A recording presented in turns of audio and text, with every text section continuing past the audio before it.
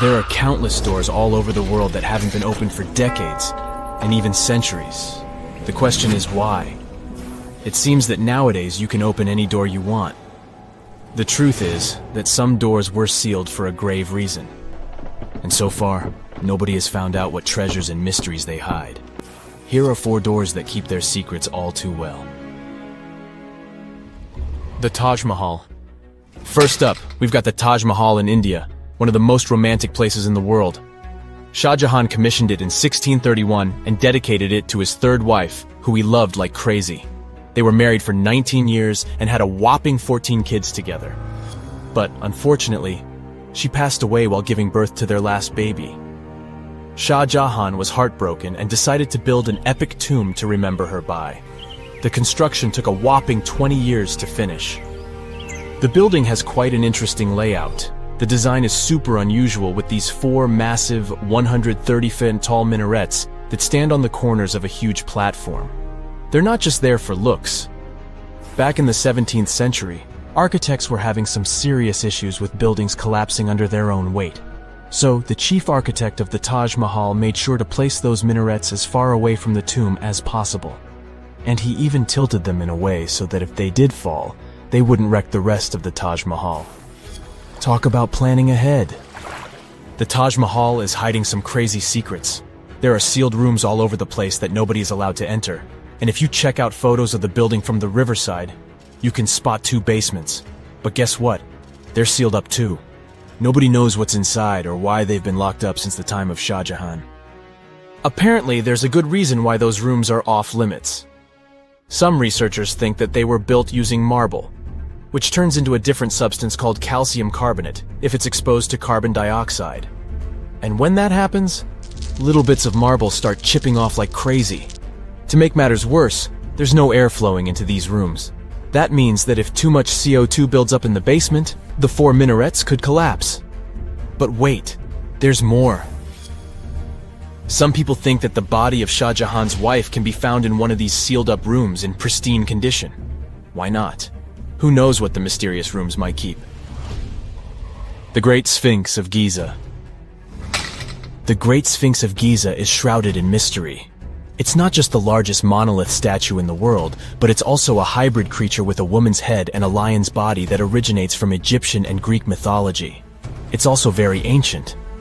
It's estimated to be around 4,500 years old. The construction of this marvel took about 3 years and required 100 workers who were not slaves and were treated with delicacies like sheep and goat meat. It is also thought that it used to be much more massive than it is now. Archaeologists found huge stone blocks and abandoned toolkits near the site. However, the real secrets of the Sphinx lie underground, near its paws. A group of scientists used a seismograph to detect 2 hidden chambers beneath the Sphinx's paws. Some people think that these rooms might be the legendary Hall of Records, which holds ancient scrolls revealing the secrets of the universe. I mean, that's way cooler than any library I've ever been to. Rumor has it that the Egyptians even had info on Atlantis stashed down there, which is like a super old version of a conspiracy theory. Unfortunately, we can't go on an adventure to check it out just yet. The chambers presumably have 2 entrances, but both remain sealed. The researchers haven't yet received the green light to check out their theory. Let's hope they won't keep us in suspense forever. Sri Padmanabhaswamy Temple. This temple is located in the beautiful state of Kerala in India. This temple is famous for more than just its breathtaking beauty. Underneath the temple there are 6 vaults, creatively named A, B, C, D, E, and F. The enormous iron doors to these chambers add to the mystery of what's behind them. A few years back, the authorities decided to open these vaults to the world, but it wasn't an easy task. You can't just open the doors and enter the vaults. It required a lot of work. It took them a while, but finally, in 2011, they opened 5 of the 6 chambers. And guess what they found? Tons of treasure. Bags of gold, precious gemstones, and priceless diamond jewelry. The estimated worth of everything found in the vaults is a whopping $1 trillion. It's like the temple was the real-life inspiration for Aladdin's Cave of Wonders. But wait, I said 5 of the 6. What happened to the last one? Vault B has remained closed, but not for lack of trying. They simply didn't manage to open it. There is even a belief that it's fatally cursed. Legend says that only a saint or sage can break the curse by chanting a specific mantra. But no one has been able to do this yet, presumably because we don't have saints or sages at our disposal. There is also rumor that in the 30s some temple invaders tried to enter Vault B to do some good old looting. But they never reached their target. Apparently terrible snakes materialized out of nowhere and chased the gang away. But of course, this is just an urban legend, and there is not proof of that. However, it is said that the Auditor General dealing with the temple claimed that Vault B had been opened at least 7 times since 1990, and nothing bad happened to anyone who entered. Who knows? Maybe we should send Indiana Jones to check it out. The First Emperor's Tomb. Deep under a hill, completely undisturbed and surrounded by dangerous traps, lies an ancient 2,000-year-old tomb. It belongs to Qin Shi Huang, the first emperor of China. He was born in the Qin state and became king when he was just a boy. But when he grew up and gained full power, he united the warring states ancient China was divided into by conquering them. After that, he created the Qin dynasty. When he died in 210 BCE, they buried him deep underground in a massive tomb. And when I say massive, I mean massive! Back in 1974, some farmers in Xi'an, China, stumbled upon something strange while digging a well, a huge terracotta soldier. This discovery led to an extensive archaeological dig that has continued for over 40 years, revealing a collection of thousands of clay soldiers. The unique thing about these soldiers is that each one has its own unique features, from hairstyles to facial expressions. It's believed that there could be up to 8,000 of these soldiers, but only 2,000 have been found so far. Interestingly, the central tomb, which is believed to be the resting place of the emperor, is still untouched. In ancient records, there are references to a vast underground city that the emperor built, complete with scenic towers, palaces, and whatnot. Sima Qian, a Han Dynasty historian, wrote that the tomb was adorned with treasures and had space for hundreds of officials, but the lack of technology to properly examine the site is what's holding things up. Qin Shi Huang was surrounded by liquid mercury in his tomb, with 2 of the streams representing the major rivers of China, Yellow River and Yangtze. The ancient Chinese believed that mercury could provide immortality, but it could have also caused the emperor's death since he regularly took mercury pills to prolong his life. The dangerous levels of mercury contamination in the soil near the tomb are the main reason why scientists are reluctant to explore it. It could be very dangerous both for people and for the environment. Now, if I had to choose which door to open, I'd probably go for the one that doesn't lead to a tomb surrounded by poisonous mercury. Call me crazy, but I'd like to avoid any potential health hazards. There are many myths around arguably the greatest structure ever built by humans, the Great Wall of China. Some say it's so grand that it's visible from space. Others claim that you can see it from as far as the moon. Other theories suggest that the builders of the wall were left inside. Well, sorry to disappoint you, but all these impressive stories are just myths. But even with those stories busted, the Great Wall of China is an impressive and truly breathtaking structure. So let me tell you its true story. Today, China is one of the most populated countries in the world, counting as many as 1.4 billion residents. It's also one of the oldest nations in the world. It has 3,500 years of continuous written history, but the civilization existed long before that. There is a theory that while the European continent, for example, was most likely reached by humans from Africa, China wasn't populated by settlers that came from somewhere else. Some people believe that the Chinese civilization got formed from local Stone Age people who lived on the territory since the prehistoric period. So now, the Great Wall of China. It's truly big even by today's standard, stretching for over 13,000 miles. To imagine it better, it's almost 5 times the distance between New York and Los Angeles, or even a bit greater than the distance between the North and South Poles. Even in modern times, people have never built anything close to this big. Of course, it didn't take a day to build the Great Wall of China. 2, keep going. In fact, the wall was being built for centuries. Maybe you know that ancient cities had walls around them to protect themselves from invaders. Yes, Chinese cities had them too. The first Chinese emperor united the country in 220 BCE and got a brilliant but very ambitious idea to turn all city walls into one big wall that would defend the country's border against attacks from the north.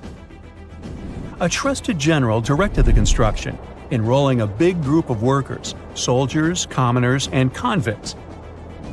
Back then, the wall was built of rammed earth and wood. In some places that were strategically important, the sections of the wall overlapped to provide maximum security. The walls were around 26 feet high on average. But the Great Wall didn't yet look like the construction we know today. Every next emperor would pick up the big wall project, strengthening and extending it, repairing, but also modernizing construction techniques.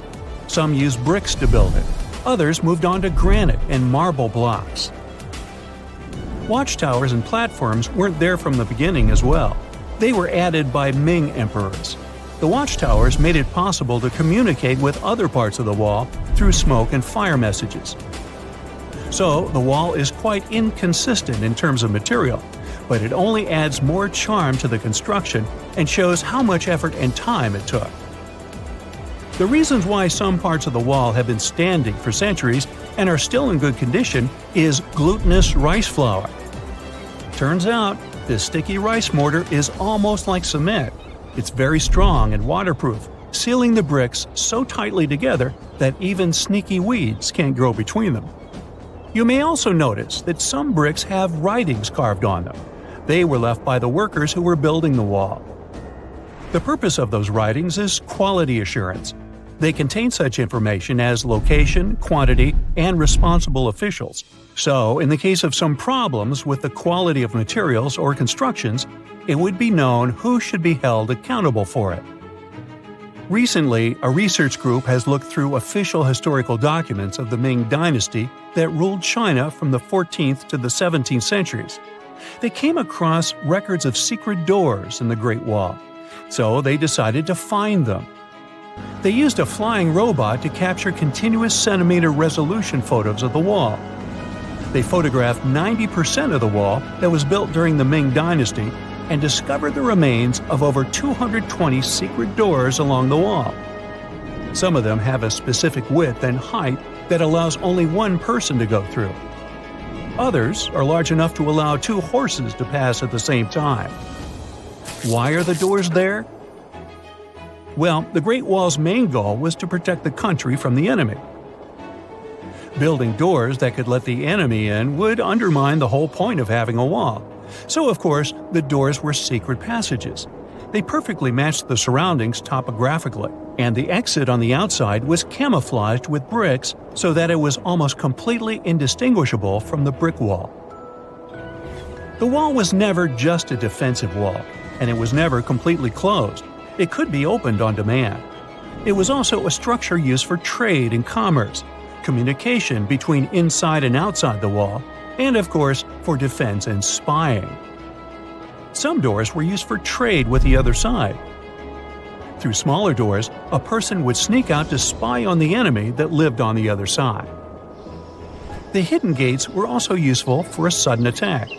As you remember, some gates were camouflaged with brick on the outside. The exit was so indistinguishable that the enemy had no idea exactly where it was located. The inside entrance for Chinese soldiers was hollow, so they could walk through the wall and break the camouflaged exit gate from the inside, starting their surprise attack.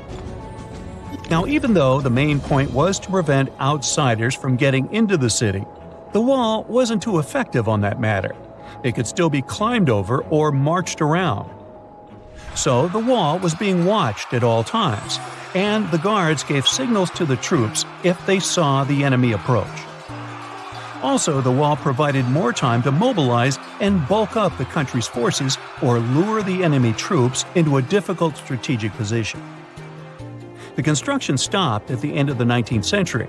The wall lost its strategic and military importance due to technological advances. Over the centuries to today, only 8% of the Great Wall is in good condition, and the rest is damaged. Also, around 1/3 of the wall has disappeared without a trace, due to both natural erosion and human damage. I guess you could say it's now just a pretty good wall. As you remember, the first parts of the wall were built out of rammed earth and wood. These are not the most unfailing materials if we're talking about thousands of years. Also, destructive farming methods have turned large areas into a desert and contributed to erosion. Also, many bricks were taken away from the wall in the last century to be used in building farms and houses.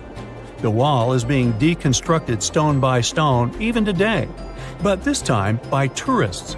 Quite a few of them take a stone as a souvenir. That's a total of a lot of stones, considering that over 10 million tourists visit the Great Wall every year.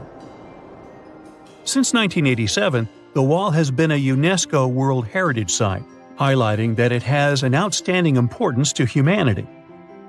The wall is one of China's 56 World Heritage Sites, second place among countries with landmarks protected by UNESCO. Who's first, you ask? Well, the top spot, with 58 World Heritage Sites, belongs to Italy.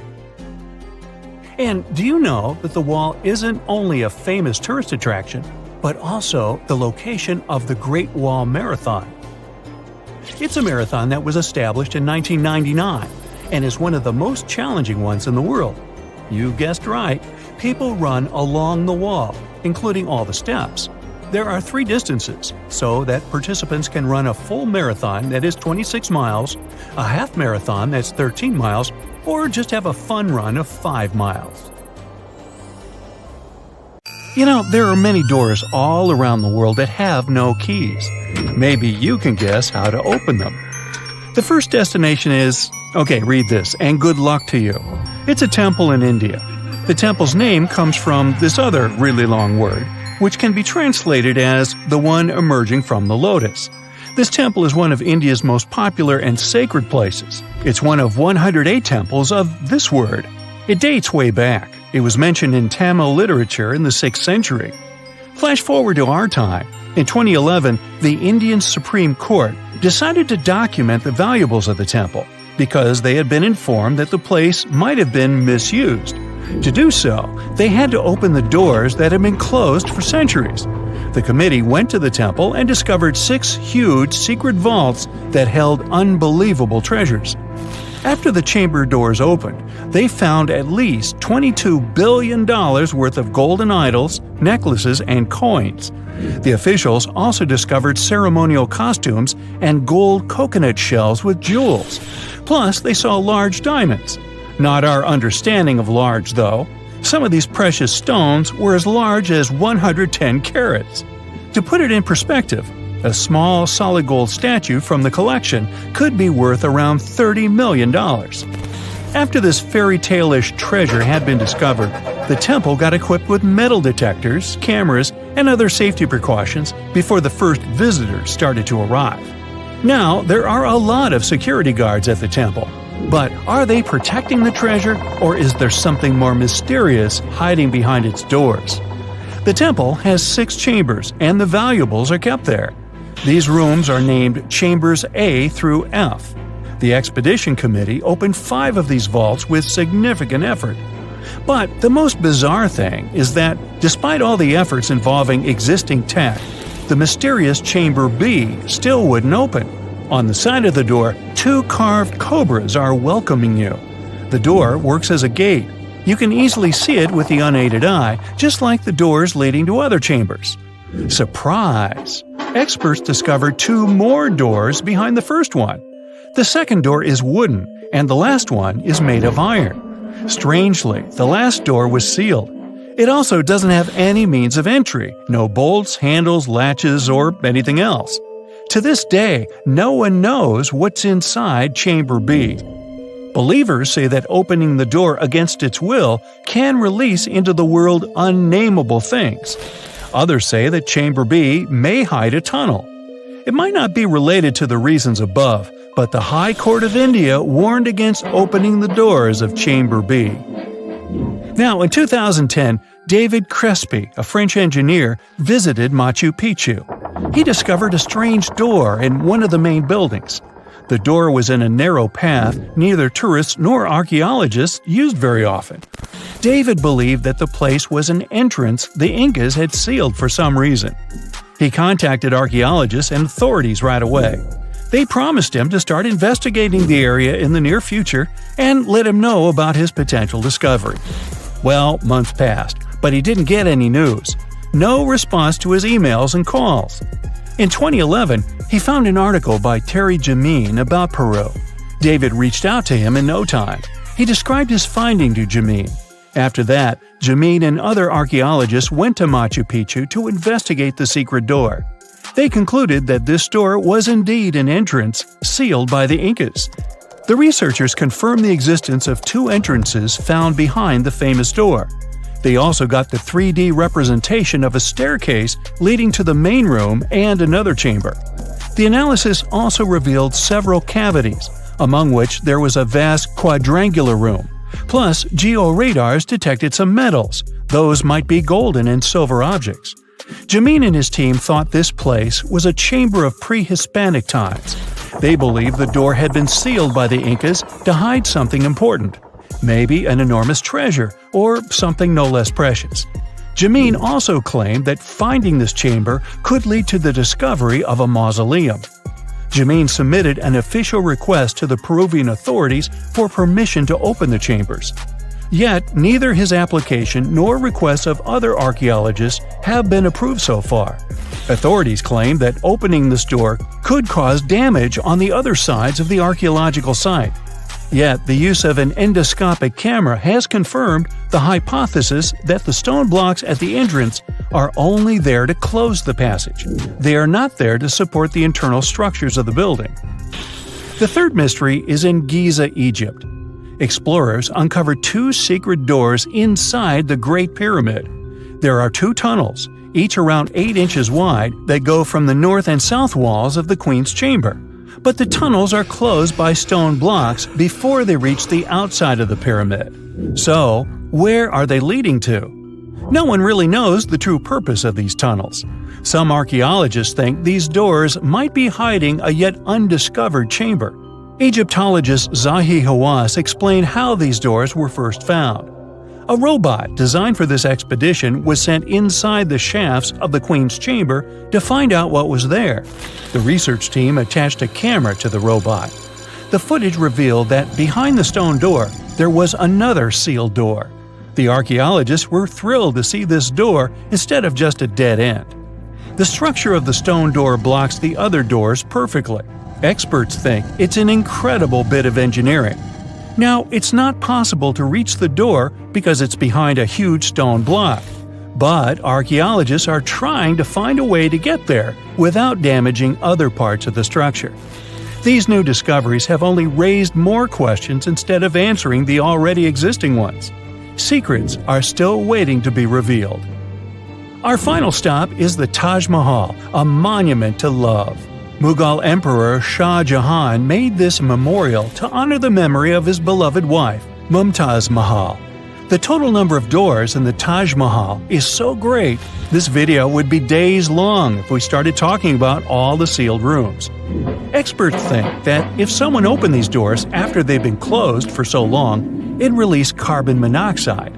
And when this gas meets the marble, it forms calcium carbonate. That's why this could lead to the appearance of cracks in the minarets of the Taj Mahal. Also, a legend says that if these doors get open, a dreadful curse will be unleashed from the mausoleum's underground chambers. And here's a bonus from Canada: the door of room 873.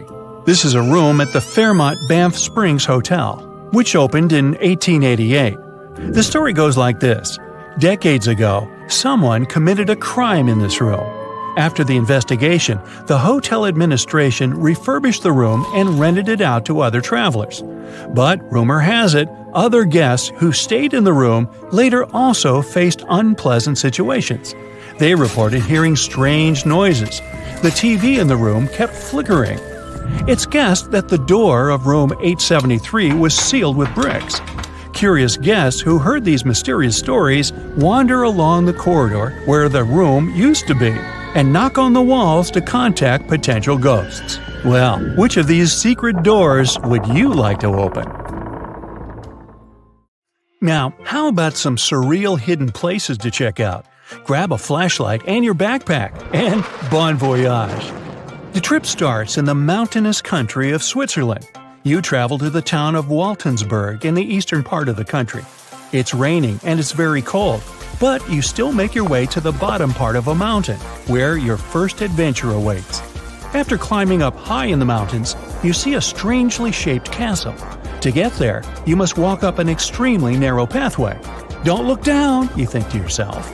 You tighten the straps of your backpack and manage to walk along the pass. Standing at the door of the castle, you really can't believe what you see. A 13th century fortress built entirely of stone. Today, all that is left of Krafenstein Castle is mainly its ruins, but their condition is good enough to get an idea of what the place looked like back in its glory days. You take your time to explore the castle inside, but honestly, this place gives you the chills and you're ready to move on. The next place on the list is Turkey. A plane and then a car ride later, you arrive in the city of Çorum in the northern part of the country.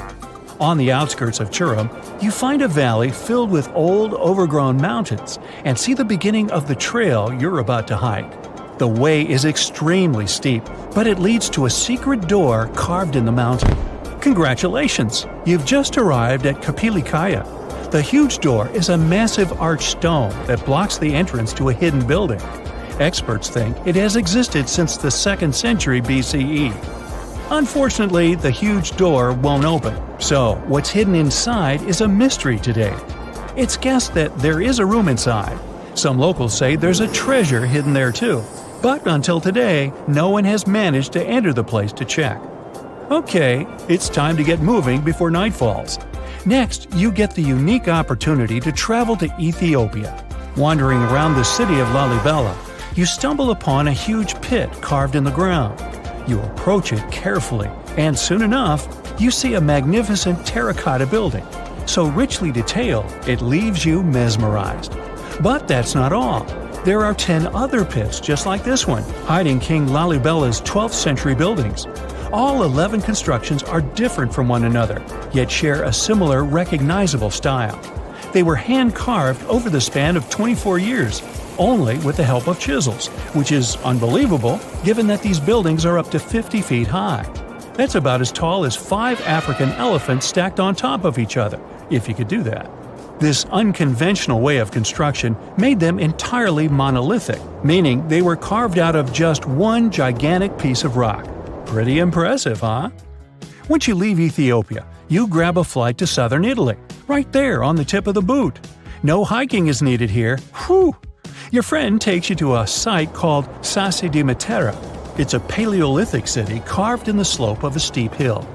You might feel like you've traveled in time here, as local stone houses and ancient buildings are unlike anything you've ever seen before. The site, also known as De Sassi, is suspected to be one of the first human settlements in Italy, dating back to over 9,000 years ago. Wandering around the town, you might get invited inside one of the cave-like houses. Oh, and as weird as it may sound, some of the streets run on top of people's homes. Talk about Paleolithic urban planning.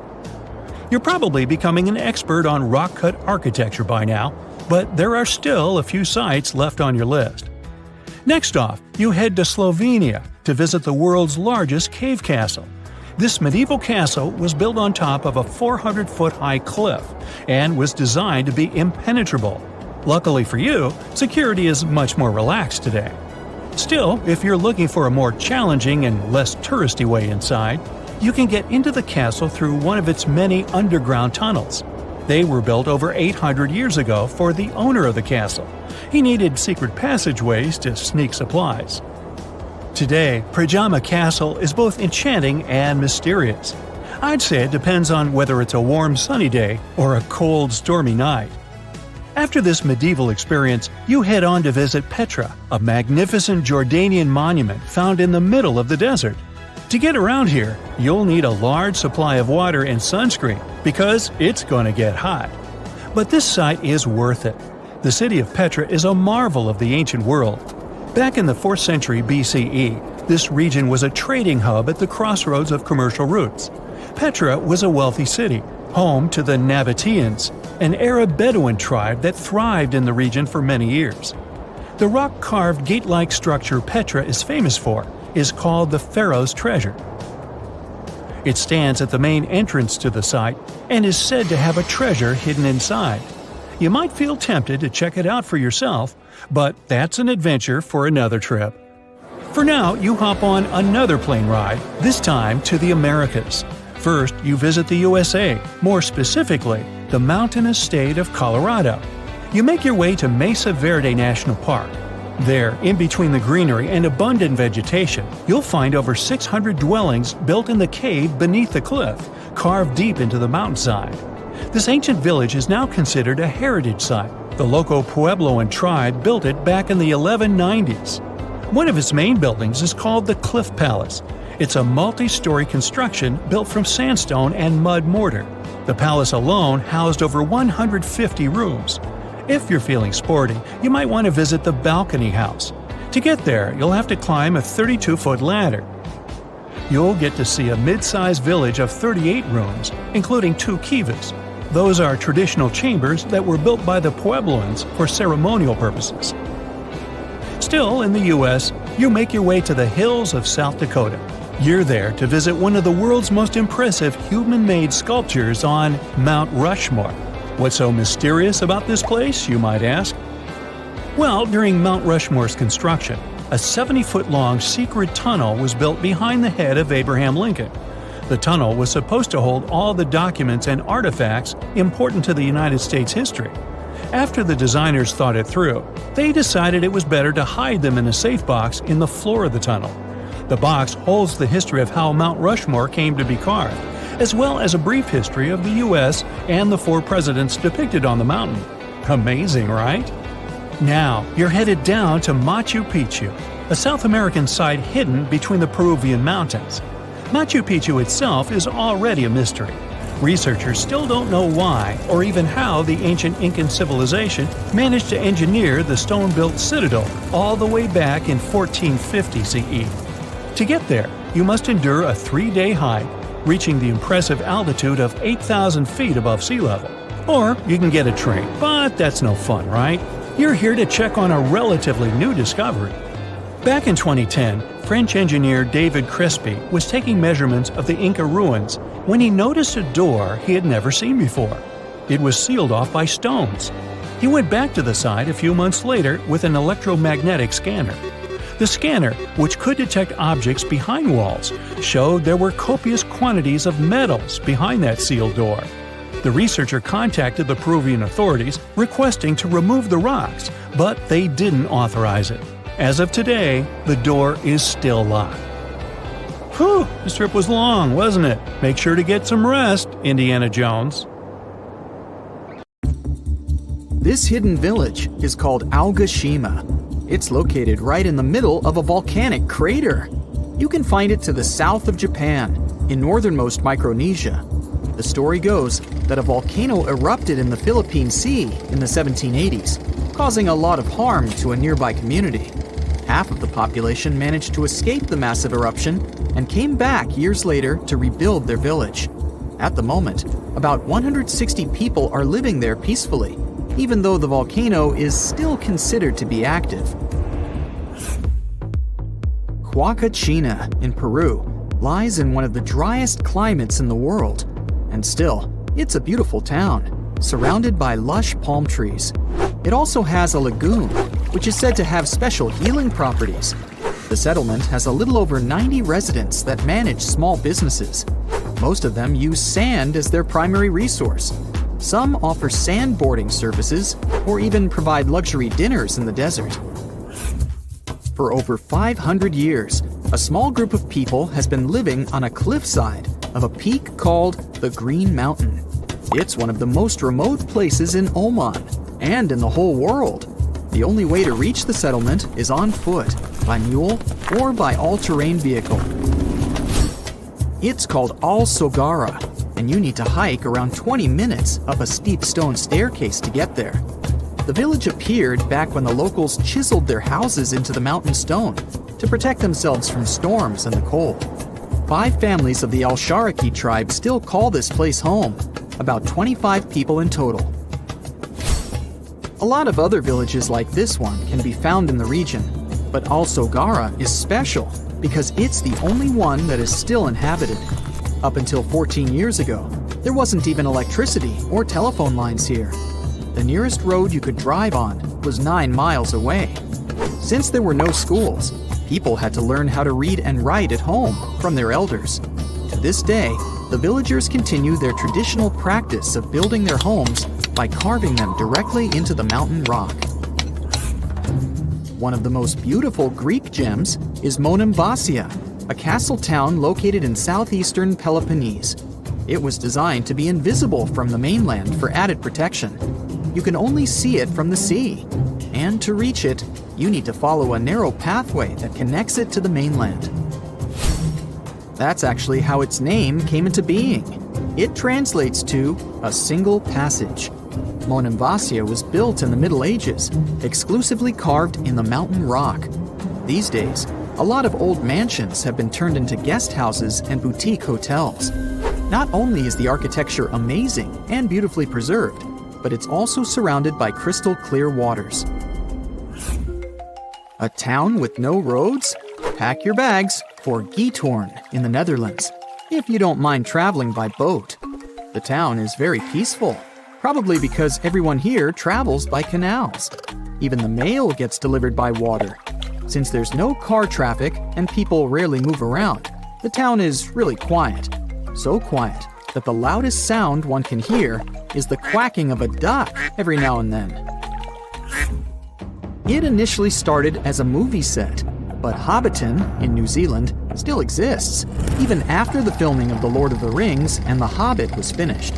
Tours to the charming set town are now available. There are 44 Hobbit holes in total, though only a few of them are actually open to the public. The isolated cliffside village of Gasadalar in the Faroe Islands has a population of only 11 people. It's mostly known for its scenic waterfall, which falls directly into the Atlantic Ocean. You could only reach it on foot, hiking through the mountains not so long ago. However, a tunnel has been constructed recently, making the place easily accessible by car. The 1980s musical Popeye had a custom set built on Malta.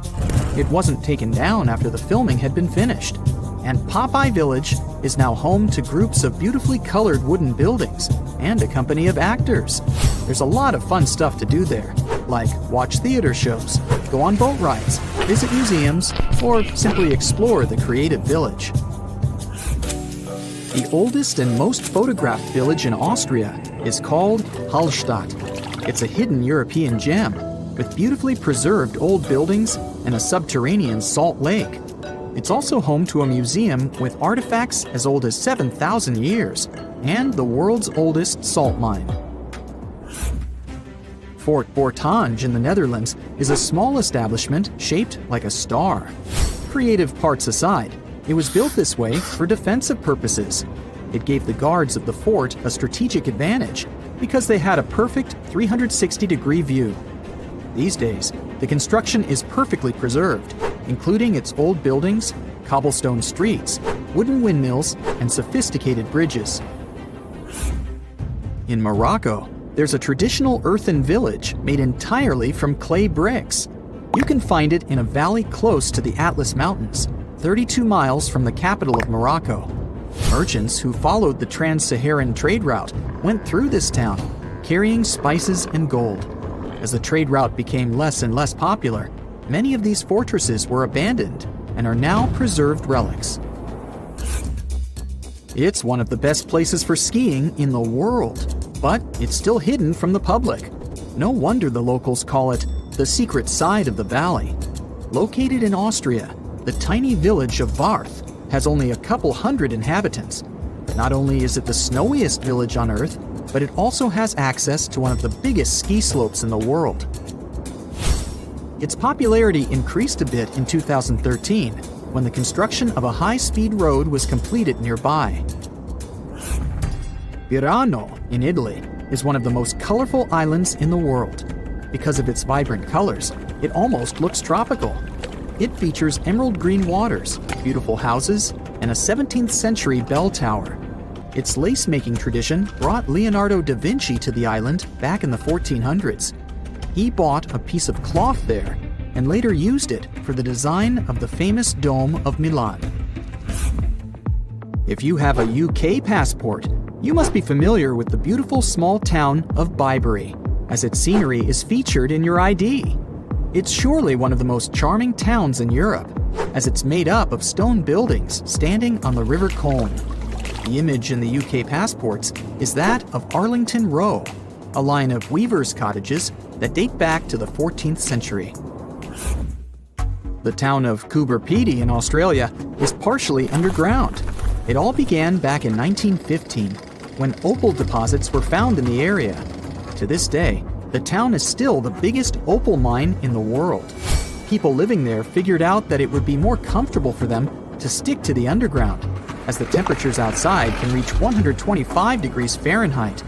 So, the settlement now has underground stores and galleries. Coober Pedy is also home to the world's first 4-star underground hotel.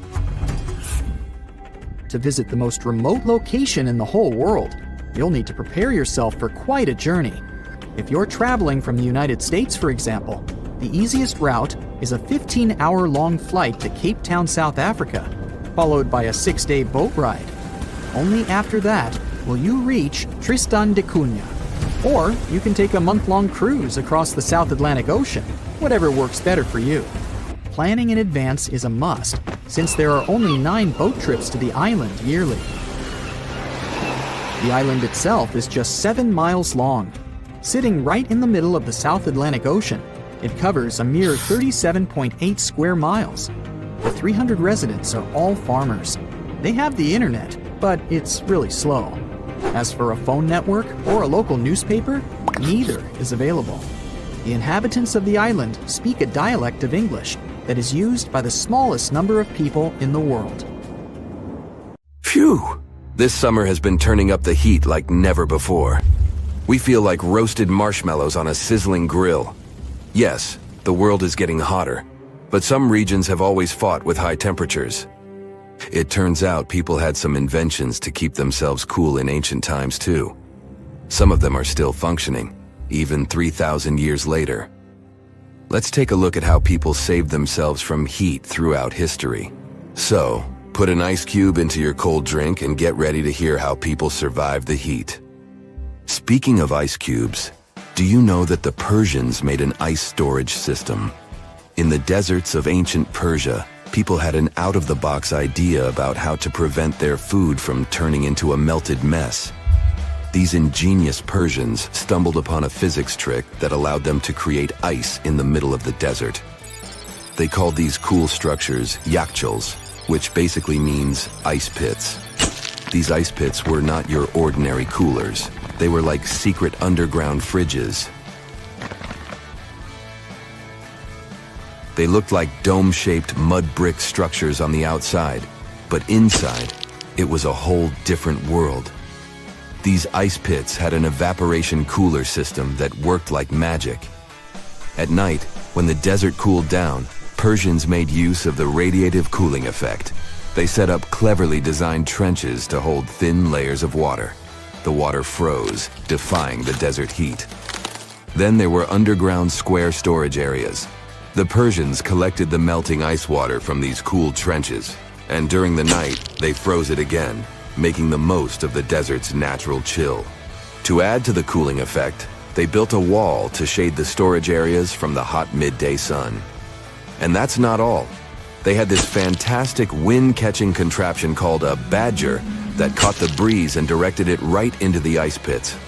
Fresh air plus ice. Cool breeze. A winning combo.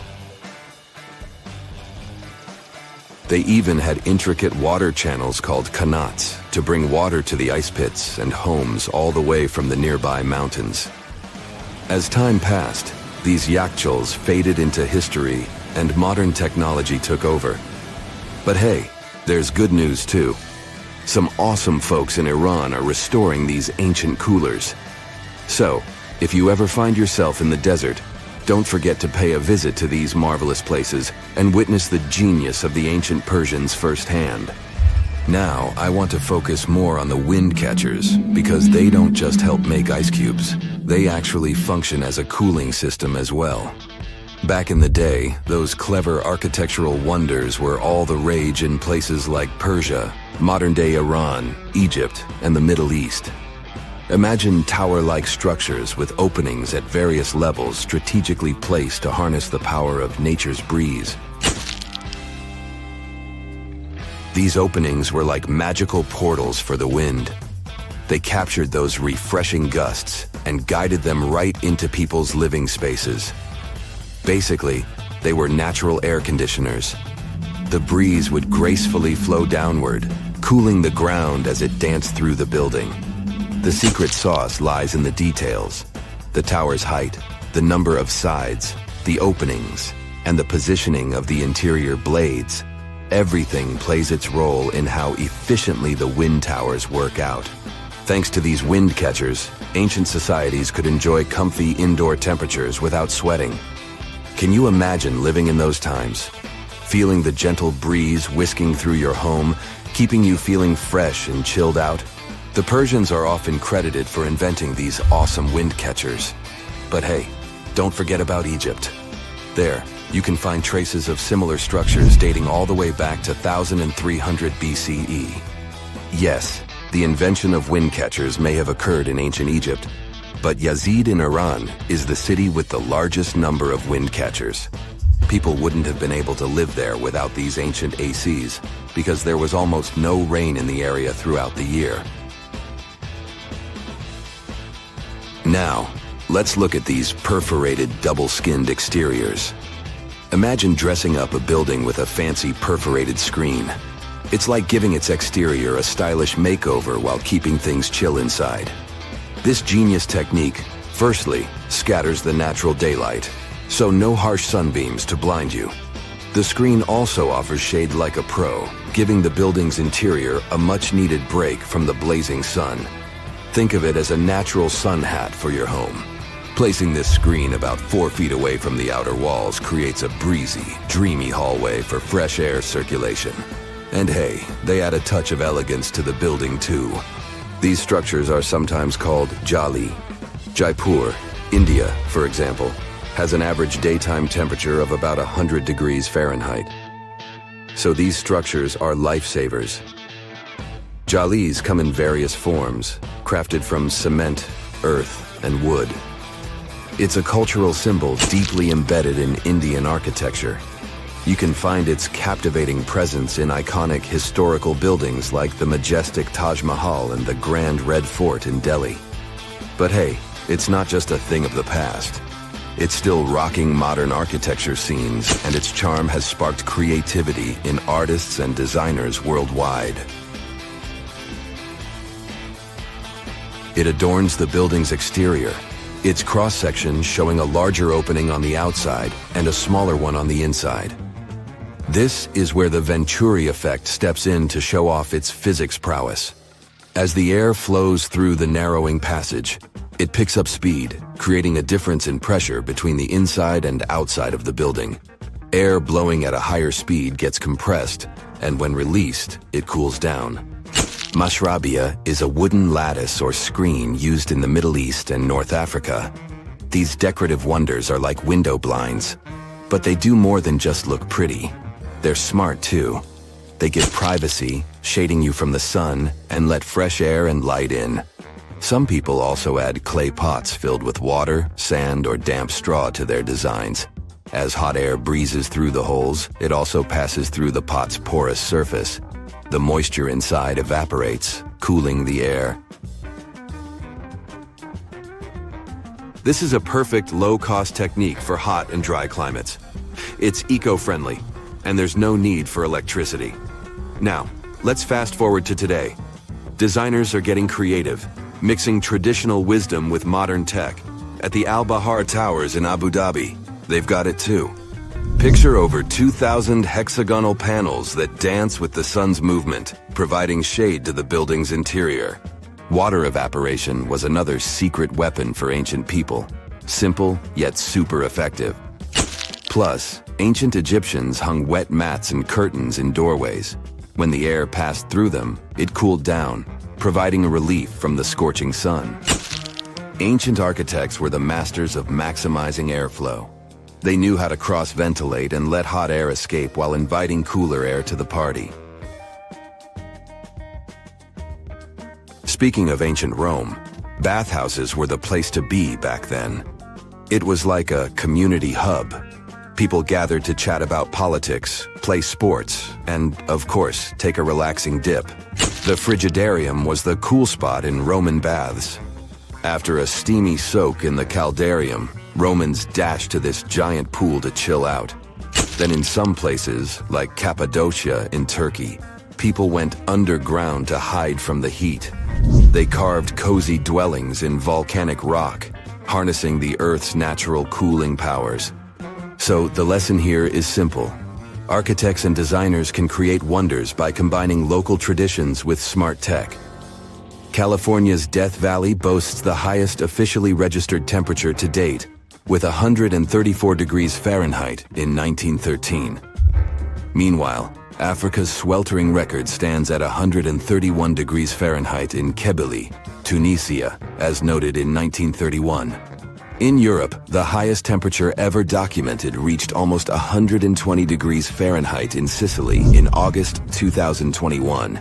Then, in 2022, the UK had the hottest summer of all time. Imagine you've booked a tour through the jungles of Costa Rica. All of a sudden, you stumble upon a huge stone sphere, nearly the length of a king-sized bed in diameter. How on earth did it end up there? And what does it symbolize? You immediately ask your guide. He's not as amazed as you are and tells you that there are actually several hundreds of them scattered across the south of the country. The mysterious stone spheres don't have an official name. The locals simply call them las bolas, which means balls in Spanish, while historians refer to them as Diquis spheres, after the culture that produced them. Scientists have studied the sediment layers of the Earth around them and estimate that the earliest were made around the year 600 CE, and the newest ones date to the year 1000 CE. Many of the spheres were relocated after their initial discovery, and that's why archaeologists can't date them precisely. The Diquis culture completely disappeared shortly after they were discovered by the Spanish in the 16th century. Unlike the Mayas and the Aztecs, the myths or legends of these peoples didn't survive, so they cannot explain the existence of the mysterious orbs. More than 300 of these objects have been discovered so far, with some being smaller than 1 inch in diameter, and the largest measures 6.6 feet in diameter, standing taller than most humans. Although there are ones made from limestone, most spheres were carved out of a coarse version of basalt, a type of rock that forms when lava cools rapidly. Some orbs weigh up to 15 tons, and in most cases, their surface is smooth to the touch, although there are coarse, mostly unfinished pieces. If we throw away the theory that river erosion naturally sculpted the spheres, the ancient people seem to have created them by hammering boulders with other rocks. Once they got the rough shape they were aiming for, they would polish the rock to perfection, using techniques such as controlled fracture and grinding. The mysterious spheres are located in the Diquis Delta, on the coast of the Pacific Ocean. Most of them can be found in a place called Farm 6, which, alongside 3 other sites, was proclaimed a UNESCO World Heritage Site in 2014. The area contains other finds from the pre-Columbian era, such as paved areas, burial sites, and mounds. For centuries, the stone balls were hidden under a thick layer of sediment that protected them against the elements and looters until they were unearthed during the 1930s. The company that owned the land was clearing the rainforest for banana plantations when they stumbled upon these unusual stone constructions. Some were damaged by bulldozers, and some by workers trying to pry them open, as they believed there was gold hidden inside. It took a while before the authorities intervened to stop further damage to the finds. Doris Stone, the daughter of an executive of the company that owned the land, was the first to study the spheres. In 1943, she published an article in a leading American archaeological journal, turning the world's attention to the orbs. Expeditions soon followed, and archaeologists were immediately able to determine that the stone formations were human-made, probably created by the ancient indigenous population of Costa Rica. To this day, no one has been able to fully explain their function in a scientific way. It means there's still room for some wild theories about the sphere's origins and true purpose. The most popular theory in the scientific community is that the stone spheres served as decorations and status symbols, as many of them were found near the houses of chieftains. Local tribal leaders were also laid to rest with some of the smaller balls, so these stone formations were definitely associated with power in some way. Chiseling a boulder to perfection involved a lot of labor and planning, and only powerful individuals could afford it at the time. The other popular theory is that the boulders were used for astronomical observations. Individual spheres represented stars or planets, like a primitive map of the night sky. Since they were perfectly round, it was easy to roll them around. Before the jungle engulfed them, the area where they were found was a flat alluvial plain, ideal for rolling large boulders around. Another version of this theory suggests that the stones were used as boundary markers, much like modern border stones, which are also mostly made from stone. Finally, legends from other tribes that lived in the area tell of how the spheres were cannonballs that the deity of thunder used to drive away the deity of winds and hurricanes. We still don't know the original purpose of the Costa Rican spheres, but they remain an important part of the country's national identity. The National Museum in the Costa Rican capital, San Jose, has 6 of them in its courtyard. Many other spheres have become prized garden decorations for wealthy Costa Ricans. There's even one at Harvard University. More than a millennium after they were created, the mysterious stone spheres of Costa Rica are still associated with power and wealth. In terms of numbers, the stone orbs are not perfectly round. They are rated as nearly perfect, at 96% spherical in shape. And while even that is pretty impressive, the spheres of Costa Rica are not the only ones of their kind. Nearly a decade ago, workers came across mysterious giant stone spheres deep underground in a coal mine in northern Asia. The surface of the spheres, which measured a little over the length of a human footstep in diameter, was unusually smooth, and people tried to explain it somehow. Some were certain they were out of this world, and others suggested the spheres were actually petrified dinosaur eggs. Scientists quickly put an end to further discussion, as it turned out that the mysterious spheres were concretions. Those are rock formations that take millions of years to form deep underground. Think of a pebble that picks up snow as it rolls down a hill. That's how concretions are made. Groundwater, rich in sediment and minerals, flows around the sediment, slowly shaping it into a perfect orb. The process is quite common in nature, but most concretions are fairly small. The spheres found in the coal mine grew to their size in the mineral-rich ground, and they were big enough to get the press and the general public interested. Another possible case of concretions is the massive stone spheres found in the Visoko Valley in Bosnia. Samir Osmanagic, better known as the Bosnian Indiana Jones, was the first to explore those objects about as wide as the length of a London bus. He believes the stone spheres were carved by a lost civilization that lived in the area 1,000 years ago. The reddish color of the orbs, though, is proof to geologists that they are indeed concretions, rich in iron content. The Moki marbles, found in rural Utah, are similar in color to the Bosnian spheres. These tiny concretions are the size of toy marbles and consist of a sandstone core and a shell made out of hematite, an iron ore. In South Africa, miners have come across Klerksdorp spheres, which are similar in shape and size to Moki marbles. The only difference is that these ones formed inside volcanic sediments and ash. The most intriguing among human-made tiny spheres are probably the orbs found on several Greek islands. Scientists discovered 700 stones smaller than golf balls near the Bronze Age site of Akrotiri on the island of Santorini. They believe that the finds were between 3,600 and 4,500 years old. When they compared all the stones' variations in size and color, the archaeologists concluded that these enigmatic stones could have easily been the oldest board game ever made. With the help of artificial intelligence, scientists are now trying to work out the rules of this game. Recently, scientists made an astonishing discovery that might solve Stonehenge's mystery. They found something hidden deep within the DNA of Stonehenge's sarsen rocks, the huge monolithic ones, and it might reveal why our Neolithic ancestors designed and built this thing in the first place. Over the years, scientists have been scratching their heads trying to figure out where the huge sarsen rocks came from. For years, they believed they came from a quarry just 15 miles away from the site, known as Marlborough Downs.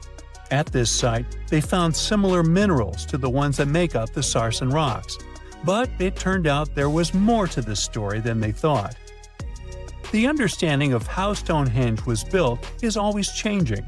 Scientists need to really travel back in time to uncover its mysteries. Where did the rocks come from? How were they carried? Why was the site built? You see, the Stonehenge site, located at Salisbury Plain in England, is made up of two main types of stone. There are the super heavy sarsens and the lighter and smaller bluestones. The sarsens each weigh about 25 tons. That's as much as 3 African elephants stacked together. The heaviest sarsen stone, called the heel stone, weighs 30 tons all by itself. Together, the sarsens make that iconic outer ring circle.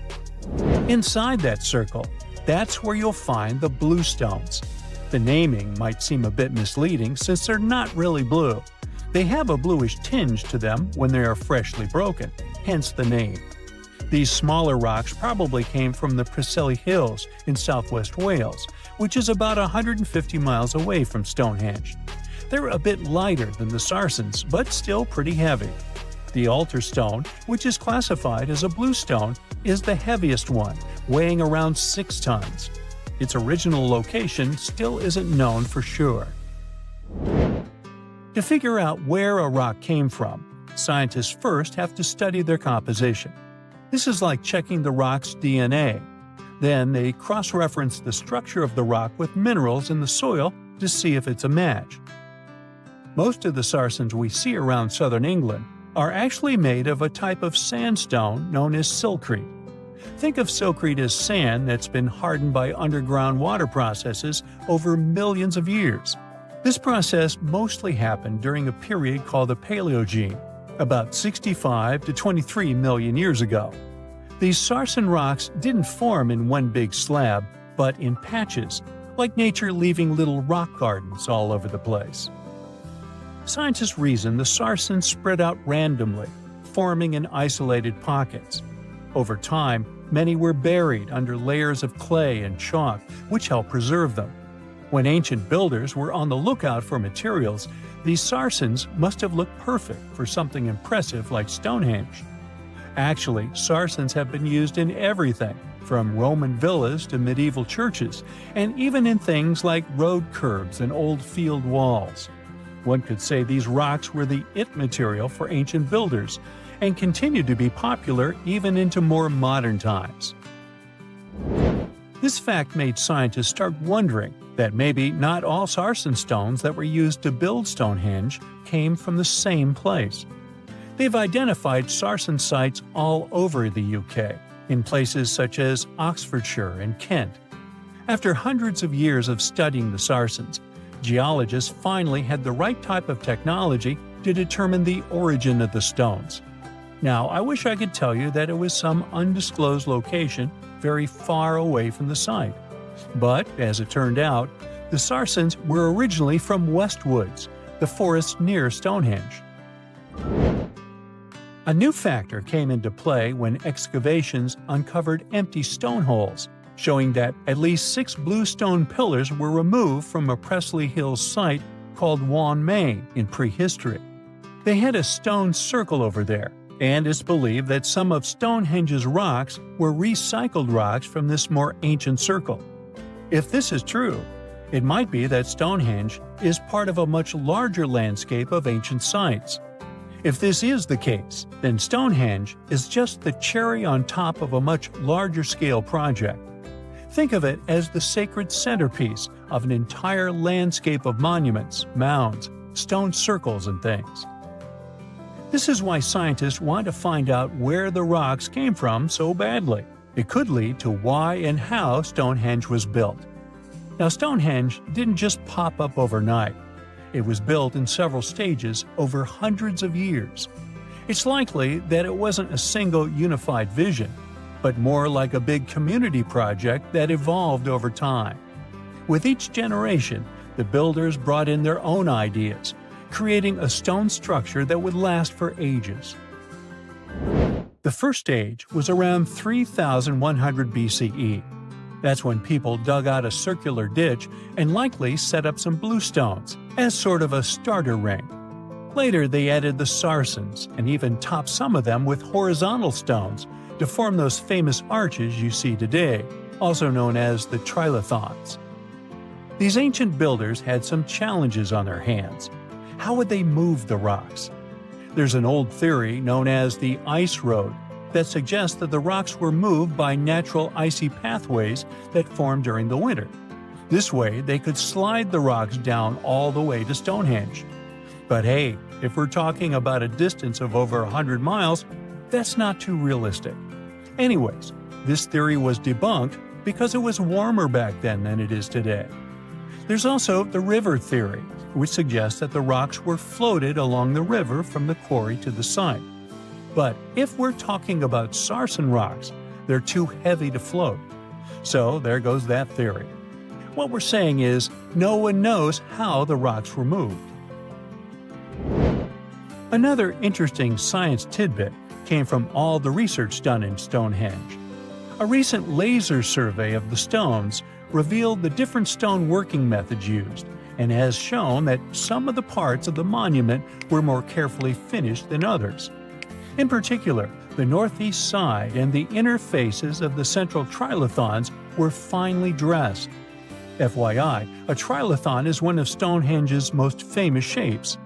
It's when 2 huge monoliths receive a third one on top of them, connecting the 2 together. This fancy word is simply Greek for having 3 stones.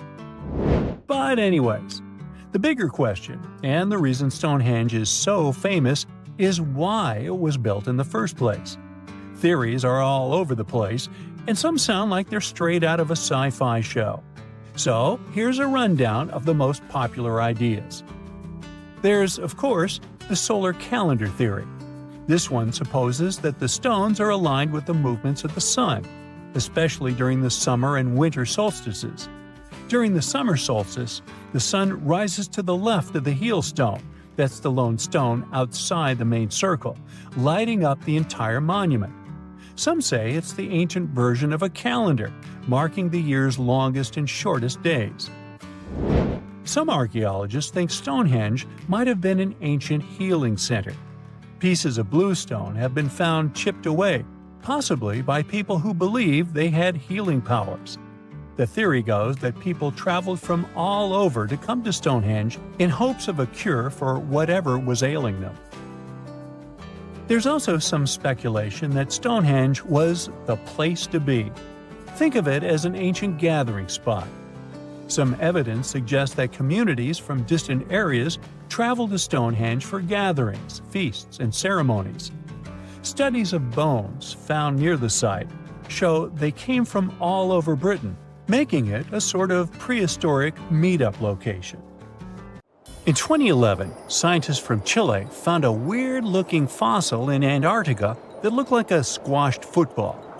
Almost 10 years later, the rock just sat on a shelf in Chile's National Museum of Natural History with no specific label. It went by The Thing in the museum because it looked like something from a science fiction movie. When the scientists finally got their hands on the strange fossil, it turned out it was actually a giant soft-shell egg from around 66 million years ago. This one is more than 11 inches long and 7 inches wide. A regular chicken egg is just 2.5 inches long, and an ostrich egg is almost 6 inches long for comparison. So, the Thing won the title of the biggest soft-shell egg ever found and the second largest egg of any animal we know of. The only bigger egg that was ever found was that of the extinct Madagascan elephant bird, which is also 1.5 times as tall as Michael Jordan. The bird, not the egg. The Antarctic egg is also special because it's the first fossil ever found in this part of the world. So, whoever left it there must have been one big creature, probably a giant sea turtle that lived long ago, like a mosasaur. This is surprising because most scientists thought these creatures didn't even lay eggs. So this discovery could change what we know about them. The egg is also unique because it has a thin eggshell and no pores, which is totally different from most dinosaur eggs. It actually looks more like the eggs of lizards and snakes, but it came from a giant creature related to these animals. No known dinosaurs or flying reptiles from that time and place were big enough to lay such a huge egg, so it must have been a mosasaur after all. But we can't be 100% sure. Scientists did a lot of work and studied 259 types of living reptiles, like lizards and snakes, and their eggs. From this, they figured out that the mommy who laid the egg was probably at least 23 feet long, not counting her tail. During the late Cretaceous period, this part of Antarctica might have been like a nursery. Paleontologists have found bones of tiny mosasaurs and plesiosaurs in the same area, along with bones from the grown-up ones. Archaeologists in Norway made another cool but literally discovery and found dozens of arrows that had been hidden in ice for 6,000 years. They were melting out of a large ice patch in the high mountains, covering an area of about 45 football fields. In 2014 and 2016, when the summers were extra warm, scientists went to an ice patch called Langfoni to look around. They also found lots of reindeer bones and antlers there. Some of the arrows were whole and some in pieces, along with 5 arrowheads around the melting ice patch. This is more arrows than have been found at any other frozen site in the world. Some of the 68 found arrows date back to the Neolithic period, and the newest ones are from the 14th century of the Common Era. Ice is like the perfect time machine that can preserve whatever ends up there in an almost perfect condition. Langfoni became famous as one of the first ice patch sites after a local hiker found a 3,300-year-old leather shoe right next to its edge. Scientists are studying places like this to understand how people use these sites and how the ice patches from Norway to North America changed over time. Now, once upon a time, around 32,000 years ago, to be exact, a squirrel buried some seeds near a river in Siberia. Am I the only one getting the Ice Age vibes? Anyway, these seeds belong to a plant with cute white flowers. Thousands of years later, a group of scientists found these seeds buried deep in the frozen ground, about as far down as a 12-story building is tall. The seeds were surrounded by ice and bones of animals, like mammoths, bison, and woolly rhinoceroses. The mature seeds had been damaged, maybe by some squirrel, but some of the younger seeds still had good plant parts inside them. The scientists carefully took those out and put them in small containers to help them grow. And here comes the coolest part. They were able to grow the plants. Their flowers were shaped a little differently from the flowers of the same plant that grows today. After a year, the Ice Age plant even made new seeds. Based on this, the scientists suggested that permafrost could be a depository for an ancient gene pool, and we could find extinct species there and bring them back to life. Scientists on an icebreaker in Antarctica were looking for whales but found something way more unusual. The camera behind the ship, which is as heavy as a car, detected 16 million ice fish nests on the floor of the Weddell Sea. The nests were located about every 10 inches in all directions and covered an area of 93 square miles, which is slightly bigger than the whole of Washington, D.C. The colony even had a distinct border, which was a line in the sand. The scientists were in the area because they were studying a special spot in the ocean where the water was a little warmer than the water around it. In this warmer water, they found tiny animals called zooplankton near the top. When the young ice fish hatch, they swim up to this area to eat the zooplankton before going back down to the seafloor to grow up and have their own offspring. Since there was so much food, it made sense to see ice fish in this warm water. But they didn't expect to find such a huge number of ice fish nests, much more than anyone had ever seen before. New Zealand's Antarctic Heritage Fund found some old photo negatives in a hut in Antarctica. They turned out to be unique images from the Ross Sea Party. It was a famous failed expedition led by Ernest Shackleton. He wanted to become the first person to cross Antarctica by land, from the Weddell Sea to the Ross Sea, passing through the South Pole. But things went wrong when their ship, the Aurora, was blown out to sea. They had to use the hut from another explorer, Captain Robert Falcon Scott. His goal was to be the first person to reach the North Pole, but sadly, he didn't succeed either. The negatives were made of cellulose nitrate and were found stuck together in the small box.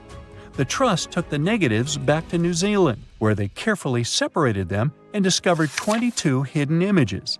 Many of the photos were damaged, but the Trust could still recognize some familiar places around McMurdo Sound, a well-known area in Antarctica.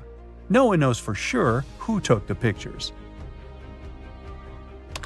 In December 2021, some scientists noticed a strange mark on the Larsen Ice Shelf, a giant sheet of ice off the eastern coast of Antarctica. They thought it might be a river flowing under the ice, so they drilled down over 1,600 feet to check it out. They expected to find water, but they didn't expect to see that the water was full of fast-moving creatures called amphipods. The scientists also found that the water in the underground river had unusual layers of currents moving in different directions, which they still don't fully understand. Another surprising thing happened during their research. On December 20th of the same year, a volcano erupted far away in Tonga, and the pressure waves from the eruption were detected all the way down in the ice river in Antarctica. It shows how everything on our planet is connected, even in the most distant places. Secant cosine tangent sine 3.14159. Yeah, that was the cheer we heard coming from the trigonometry club back in the day. For the rest of us in math class, terms such as sine, tangent, and pi were just bewildering. Who invented these and why? Was their only purpose to make it harder for students? Well, not quite. Trigonometry was invented by the ancient Egyptians. They needed this knowledge to construct pyramids, and they did a pretty good job too. The Great Pyramid in Giza still stands today, some 4,500 years after it was built. No recalls either. So let's get out of that classroom and on a journey through time to reveal the secrets behind the ancient Egyptians' precision. Here you are, standing on the Great Pyramid's construction site, some 9 miles from Cairo. Well, the city still isn't there, as you're surrounded only by the desert and teams of construction workers. They're transporting large stone blocks weighing 2.5 tons each. They're inside a wooden sled that sits on large rollers. A crew of 8 men rolls these blocks along the ground. You immediately think of the rollers on a supermarket cash register. The principle is exactly the same, but the scale is greater, much greater. Scientists estimate that the Egyptians used 2.3 million such blocks in the Great Pyramid alone. And the block in front of you is one of the lighter ones. The heaviest of them weighed up to 15 tons. But where did all these blocks come from? Most of them originated from quarries around Giza. It's not that impressive, you think? But wait until you hear how ancient engineers transported the granite used in construction over 500 miles to the pyramid. There were no railways or highways back then, but the mighty Nile was always there. Researchers even believe that the Egyptians dug a canal to connect the Nile directly to the pyramid's construction site. All they had to do then was to wait for the flood season to begin, and voila! The rising water levels floated the heavy stone blocks for them. But how did they lift the enormous stones on dry land to stack them up to the top? Did they use oversized cranes? Well, ancient Egyptians worked around this problem, literally speaking. One of the workers is now pointing to the giant ramp going around the pyramid they're building. This is how a mountain road zigzags its way to the top. If the ramp went directly to the top of the pyramid, then workers couldn't pull the stone blocks along it. It would be too steep. Scientists have calculated that 8% could be the maximum incline. So ancient Egyptians just extended the ramp around the pyramid. Again, these are all theories, as the ramp could have been inside the pyramid, as some researchers suggest. The exact building method is still a mystery, guarded by the Sphinx. That's its real name, right? Wrong.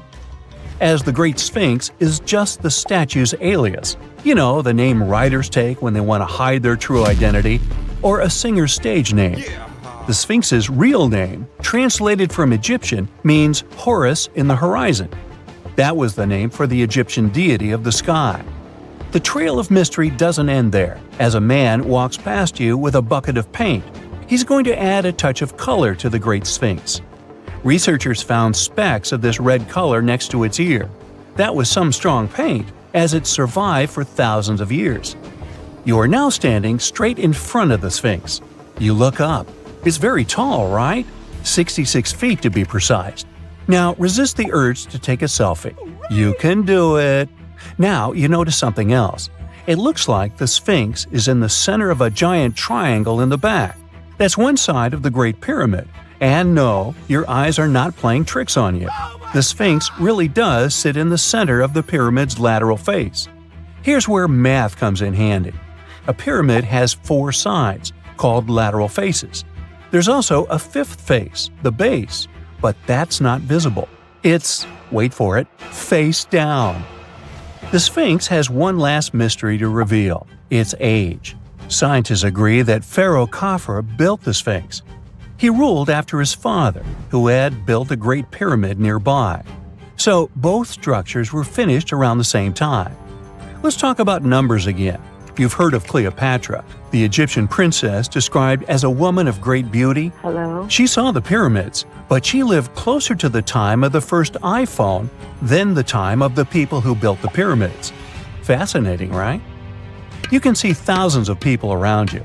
They're working hard to build the pharaoh's tomb. But how many of them are there exactly? One Greek philosopher estimated there were as many as 100,000 workers. Seems like an okay number for such an enormous structure, but it can't be true. Science simply can't back up this number. Egyptologists put the total number of workers at 30,000. And yes, Indiana Jones was one of them, at least on the big screen, but he showed up late. Egyptologists know a lot about the pyramids, but not everything. Not because they don't want to, but because they haven't yet dug up enough evidence. They can only guess how the building process went. First, engineers would arrive to choose the right spot and do the necessary measurements. That's why they needed all that complicated math. Then, it's time for sourcing the material, the large stone blocks I mentioned earlier. When boats deliver them to the site of the future pyramid, workers can finally do their thing. They operated in smaller groups, but there were at least 2,000 of them chiseling and carving away at any given time. Sounds like a typical construction site today? Well, that's because it is, just thousands of years ago. It's amazing what ancient Egyptians were able to achieve with just copper and stone tools. The pyramid is now complete in front of you. But is it the same pyramid we see today? Why is this structure shining bright in the desert sun? Isn't it supposed to be a dusty yellow color? Well, no. Human activity and the elements have completely stripped the outer layer of stones over time. Expert craftspeople polished these blocks using nothing but stone and sand. The end result was a smooth and shiny rock. On the day it was completed, the The Great Pyramid of Giza was a perfect triangle of light. Its polished sides acted like giant mirrors, reflecting the powerful Egyptian sun. This is the point where you should put your glasses on, and that shiny thing you see at the pyramid's very top is actually gold. The capstone at the top of the pyramid is called a pyramidion. It was covered in sheets of gold. As you can guess, these were the first stones to disappear. Let's make another stop before we get you back to your classroom. We travel to the British Isles, and no, Stonehenge isn't our destination. It is Newgrange in County Meath. Scientists estimate that the ancient peoples of Ireland built this stone monument around the year 3200 BCE.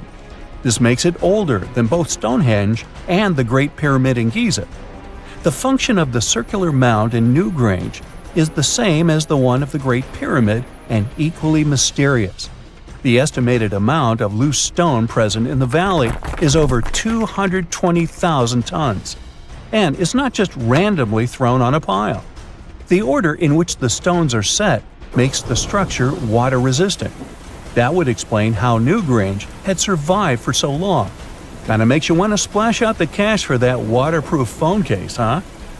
Well, you're back in your school desk, but today's math lecture is the last thing on your mind. You're thinking about how great the Egyptian pyramids are, and if we have something similar today. It turns out modern engineers are just as impressed with the Great Pyramid as you are. There's a glass pyramid sitting in the main courtyard of the famous Louvre Museum in Paris. The panorama of San Francisco wouldn't be complete without the 48-story Trans-America Pyramid. But Las Vegas went the furthest. There we find the Luxor Hotel. It's so big that it's the third largest pyramid on the planet. And guess what's in front of it? Yup, a replica of the Sphinx. It's 110 feet tall, 2 stories higher than the one in Giza. Yeah, everything's bigger in Vegas. Something exciting and kinda unexpected popped out among the rocks of the Ica Valley in Peru. The bones of a really old whale that lived almost 40 million years ago. At first, no one was really impressed because the bones they found were big and weirdly shaped, so people just thought they were looking at giant boulders. I mean, that's cool too, but things got way better when they realized those were the remains of a very large, ancient animal that roamed along the coast of ancient Peru. Plus, it was probably the heaviest creature that ever lived. Sorry, blue whale, I know you worked hard to get to the top. The length of over 100 feet and weight of more than 200 tons brought you the status of the biggest animal on our planet. But it seems you've held the title long enough. Time to hand it over to our next candidate, and that one's really gigantic. This ocean beast was probably shorter than the blue whale, but heavier, with a weight that could be between 93 tons and 370 tons. If it's closer to the higher number, it'll make Paracetus the biggest animal ever known to have lived on Earth. And it seems its weight was the result of having extremely thick, dense bones. You can see such bones today in manatees or some other early whales. Dense bones are a great tool for such marine mammals. This feature makes them heavy and allows them to stay submerged most of the time. But at the same time, if their body was too heavy, they would end up sinking all the time, and they would waste too much energy to move back up to the surface. So, to avoid sinking, marine mammals need to have enough lighter tissues, like muscles and fat, to help them float in the water without using too much energy. Now, scientists didn't have the whole skeleton, which makes it hard to tell how big the animal was. But they used the ratio of the heavy bones to the lighter tissues in other marine mammals to estimate the overall weight of this giant ancient whale. Experts found these fossils about 13 years ago and spent the next decade freeing the whale from the rock. Its anatomy and age showed this whale was a cousin of Basilosaurus, a whale that had a long snout full of sharp teeth, and a sleek body similar to that of an eel. Even if Paracetus wasn't bigger than the blue whale, it was still a giant that ruled the ocean depths. Unlike modern whales, there's a possibility that this ancient fellow was a predator that liked to go after bigger prey. And this also changes how we see the history of whales. Scientists used to think these magnificent creatures became really big about 5 million years ago when they started eating lots of small creatures. But here's the proof that giant whales existed even before that. But it's still unclear how this whale managed to find enough food to sustain its enormous body. Plus, it's still hard to tell what exactly this ancient creature had on its menu. It was pretty large and not such a fast swimmer, so it's possible it searched for food in shallow waters. Then it probably ate crustaceans, clams, or some other small animals hiding in the sand. One theory says it was a scavenger, which basically means it munched on remains of everything that would come its way. It's not so unusual to find marine animals in deserts. Many of these regions used to be covered with water anyway. The Sahara in Africa is a perfect example. About 50 to 100 million years ago, this was not a dry desert, but a shallow saltwater body called the Trans-Saharan Seaway. The land is not wet there anymore, of course, but people who lived in that area knew about it because they used to find old shells across the desert. The sea was about 164 feet deep. That sounds enough for a nice swim. Some would say this area looked like modern Puerto Rico, with lots of sun and shallow water. Mangrove forests were a common thing as well as seafloors covered with mollusks, like snails and clams. The marine sediment that was left behind after the sea had dried up is full of different fossils. And the animal that lived in that ancient underwater world didn't look friendly.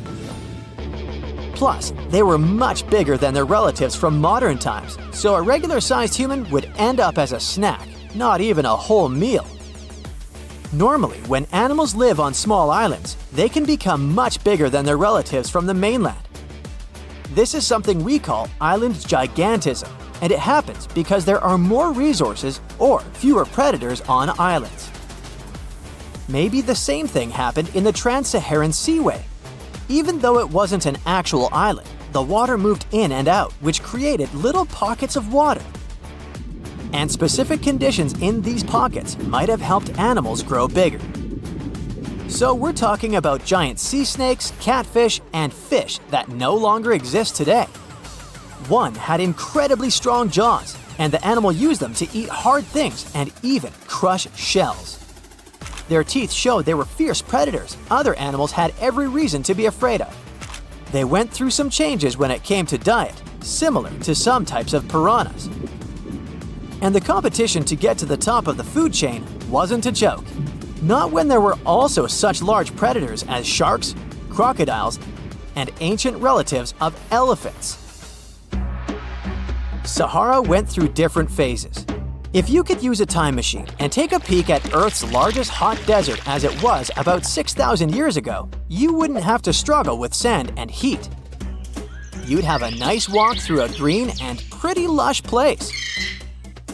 In the past, people who lived in that area didn't leave drawings on cave walls that showed camels, sand dunes, and scorpions. All those things you'd see in today's Sahara. Instead, they drew crocodiles. That's additional evidence that the Sahara used to have a lot of water and plants enough to support these big yet scary animals. Around 3 billion years ago, Earth might have been mostly covered with water. Today, it's about 71% of its surface, but it seems that our planet used to be a giant ocean world with no continents at all, just some scattered islands. Scientists studied special rocks in Western Australia that formed in a place deep under the ocean called a hydrothermal vent system.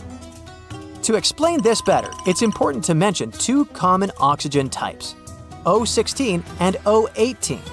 O18 is heavier because it has extra neutrons. O16 evaporates from water more easily, and as researchers studied an old ocean floor, they found a lot of O18, more than in today's oceans. This way, they realized ancient Earth had less dry land than Earth today.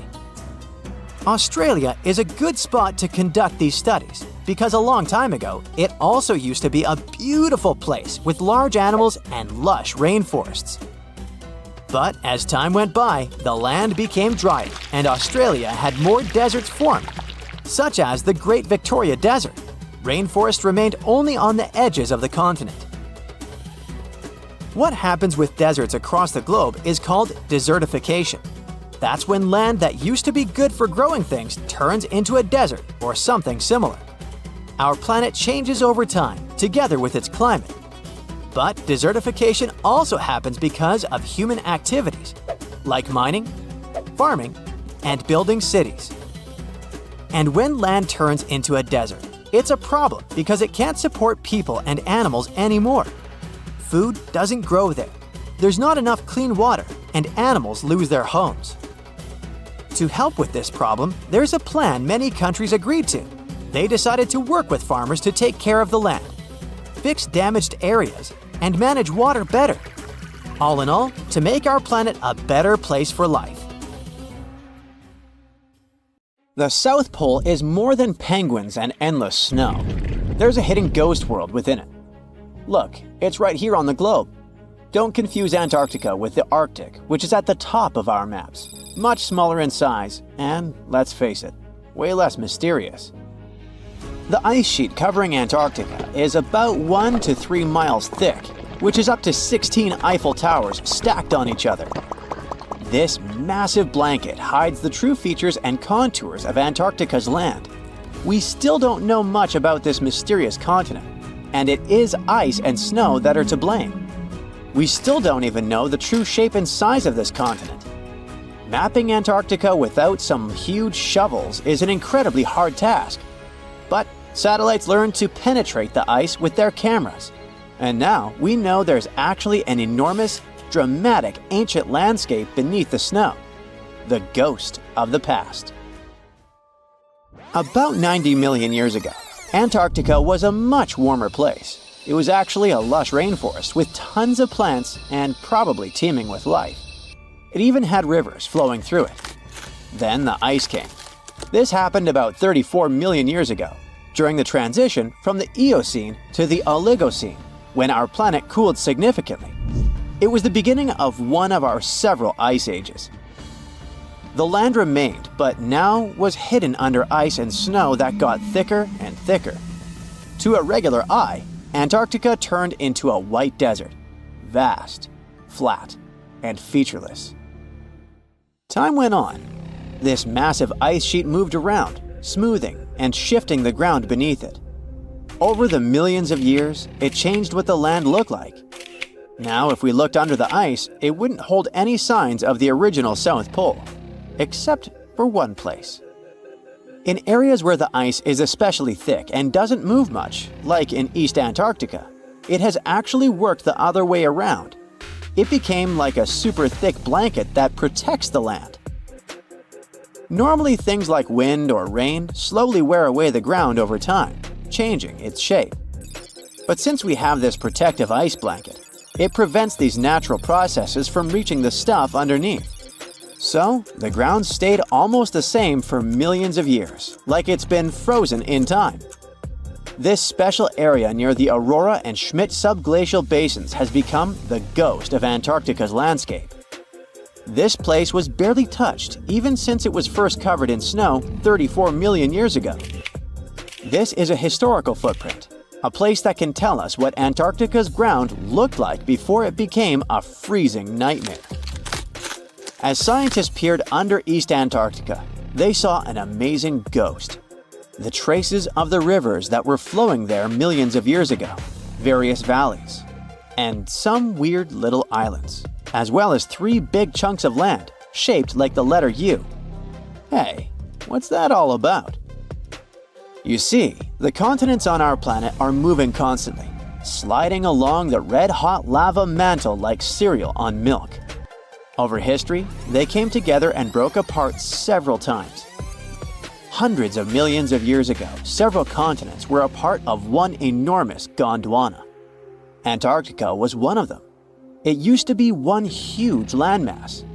But when Gondwana broke apart, the poor continent got stretched by tectonic forces.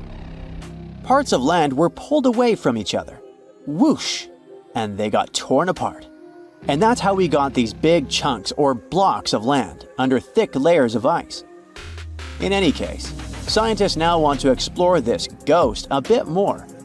But to study it deeply, they need to actually drill down through the ice, like using a straw to get to the bottom of a thick shake. This will help them pick up some rocks and dirt from way below to learn more about the Earth's history and climate. Antarctica is the 5th largest continent in the world, approximately bigger than the entirety of Europe or Australia, competing with the entire South America in size. Aside from East Antarctica, we discussed there are several more regions: Antarctica Peninsula, South Pole, West Antarctica, and the Ross Sea. The continent is basically a frozen sandbox, and all its hidden, mysterious landscape is actually less explored than Mars's terrain.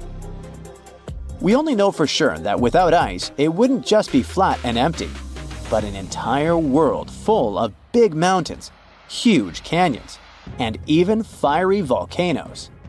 Some of these volcanoes are so huge that they peak above the layers of snow. In West Antarctica alone, there are at least 138 volcanoes, though only about 8 or 9 are active today. One of the craziest ones is Mount Erebus, the southernmost volcano and the tallest one on the continent, about 12,500 feet high. And deep beneath the ice sheet, this guy hosts incredible, beautiful subvolcanic caves. The temperatures there are warm enough for t-shirts. The Antarctic Peninsula, or Lesser Antarctica, looks like a bunch of mountainous islands deeply underground. It has newer volcanic rocks that are part of the Pacific Ring of Fire, which is like a giant circle of volcanoes and earthquake zones around the Pacific Ocean. The Greater Antarctica is a huge part, almost as big as Australia. It consists of East Antarctica and the South Pole. Beneath the ice, it's a place of rocks that have been around for a very, very long time, including the special zone we mentioned. You probably know that Antarctica is nearly devoid of humans. No wonder, with a mean temperature of about -46 degrees Fahrenheit. But even though this place is horrifyingly cold and deserted, life still clings on. You guessed it, in the underworld. In 2017, scientists found DNA traces of algae, moss, and even possibly unknown small animals in the deep caves. That means that even in such crazy conditions, there are still unique ecosystems thriving in little isolated warm pockets beneath the snow. There was another incredible find beneath Antarctica's Ross Ice Shelf, a lively ecosystem vibing within an underground river. Scientists have long suspected that Antarctica's underworld should have some freshwater lakes and rivers. One day, a satellite spotted a groove there. They decided to explore it and used a hot water drill to melt their way through the ice. As they reached the underworld, they dropped a camera into one of those hidden fresh rivers. And at first, they thought they'd find just some rocks or something. But instead, they stumbled upon hundreds of amphipods, tiny shrimp-like creatures. Little ones instantly swarmed around the lens. Shrimps blocked the camera and scientists couldn't check out what they wanted to. Pretty funny, but at least that means that there really is an important ecosystem deep within Antarctica. Now, they're gonna explore it. And all this is just the beginning of the mysterious underworld. Antarctica's snow also hides the deepest canyon on Earth under the Denman Glacier. Well, Mariana Trench is still the deepest point on Earth, but it's a part of the oceanic crust, geologically speaking. Also, in 1958, explorers found a huge mountain range under the ice, as big and tall as the famous Alps Mountains. The range stretched for about 745 miles with peaks as high as 1.7 miles. And all this magnificence is buried under tons of ice. Who knows what else we might find there? Antarctica holds about 60% of our entire planet's fresh water, which means it would be pretty bad if it melted. For example, there's this Doomsday Glacier, officially known as Thwaites Glacier. It's a huge ice formation, about the size of Florida, and it's melting right now. Every year, the sea levels rise by 4% because of it. If this guy melts away completely, the sea levels all around the world will increase by 2 feet, which might not sound like a lot, but it would be catastrophic for coastal areas. Luckily, Researchers have found that even if its ice shelf were to collapse in the next 50 years, the glacier itself wouldn't retreat as quickly as they feared. It's still losing ice rapidly, but it would be quite a slow process. Whoa, there could have been more human species throughout history than we used to think. In one place in East China, Hualongdong, scientists found the remains of a human who lived around 300,000 years ago. They found a jawbone and parts of the skull. They carefully studied these bones to compare them with the bones of other ancient and modern humans. The remains themselves weren't that unusual.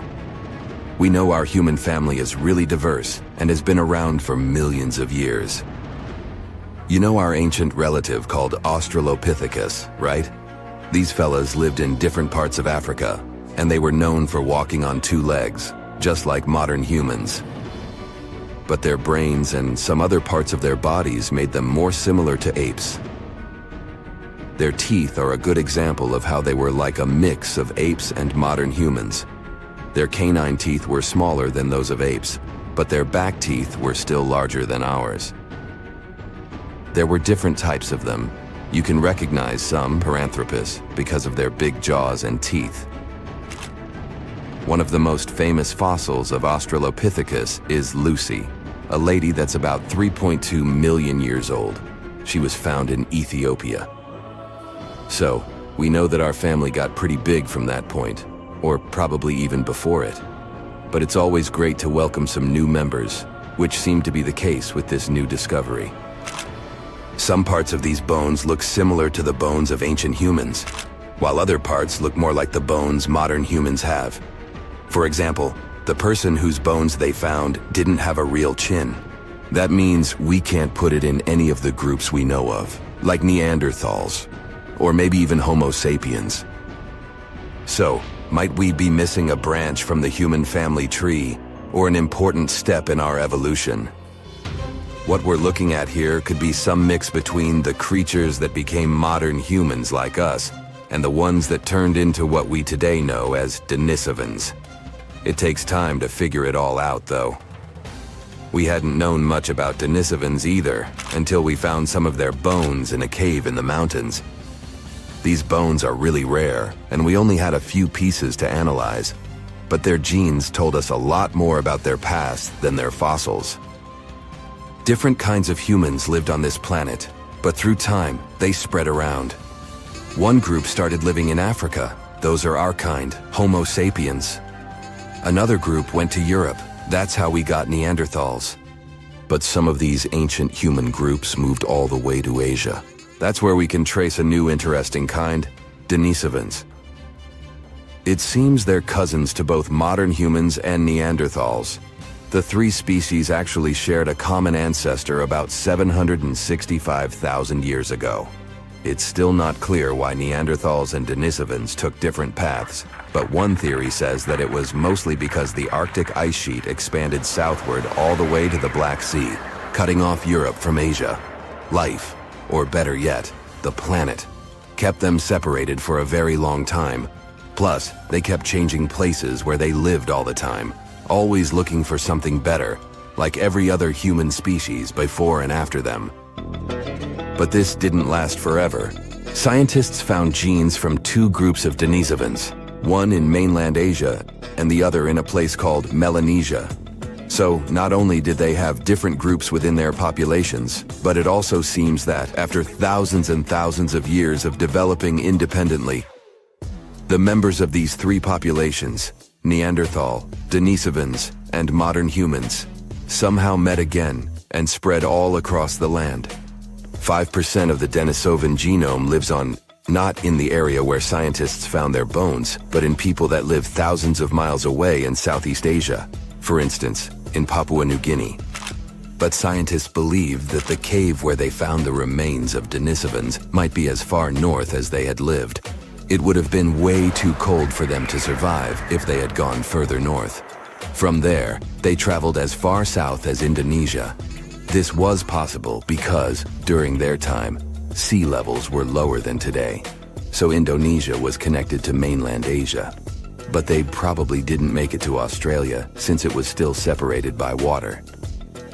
These three groups mixed together too. Scientists have found a bone of a girl who had a Neanderthal mom and a Denisovan dad. It's the only first-generation hybrid human we've discovered. She even got a cool nickname, Denny. One of the mysteries about Denisovans is how they disappeared. Maybe they mixed so much with other humans that they just blended in. Or it's possible that modern humans' ancestors were stronger, had better tools, or even brought some diseases that didn't affect them, but affect Denisovans. Climate and where they lived might have also played a role. Denisovans lived in a wide range of environments, from cold parts of Asia to tropical Indonesia. Climate changes and the challenges of different habitats might have been really difficult to survive. But it's hard to draw strict lines in our family tree. We're still relatively new at learning about it anyway. Who knows how many new members we are about to discover? Half a century ago, a team of scientists had an idea that a collection of fossils they found at the Great Rift Valley in Tanzania were actually the remains of some new human species. Yup, that was the time when we welcomed Homo habilis into the family. It was a big discovery at that time since people mostly believed that the story of our evolution had been really simple.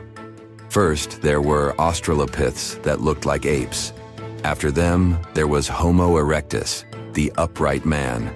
They most likely lived in Africa around 2 million years ago, but also expanded really quickly across Eurasia. It was the first human species that we know about to have traveled such long distances to find a better place for life.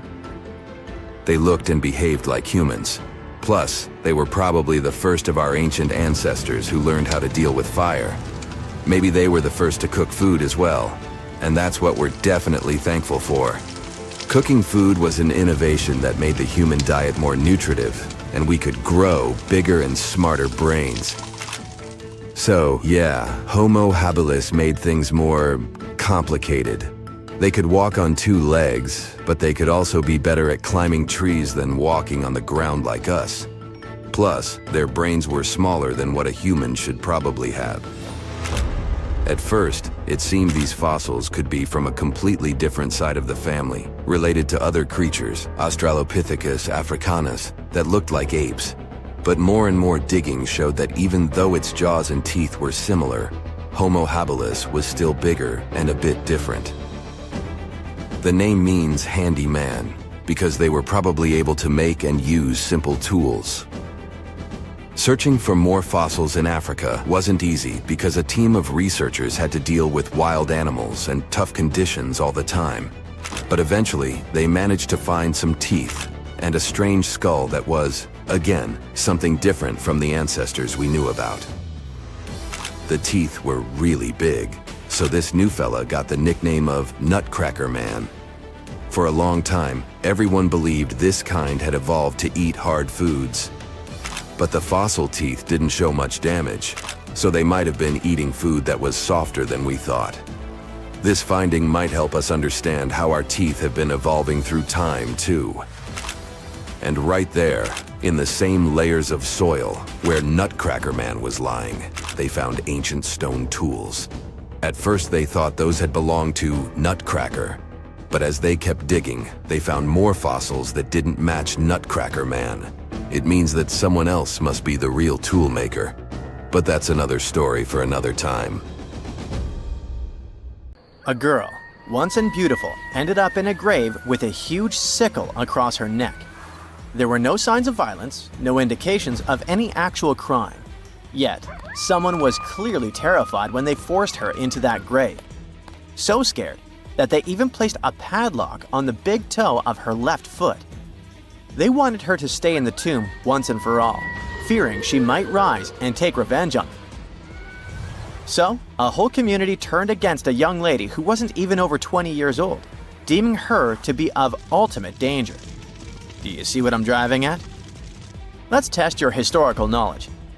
Who has been feared throughout human history to such an extent that commoners couldn't shake off that lingering sense of dread, even after their passing? If you say witches, warlocks, and vampires, you'd be completely correct. Just a little hint here.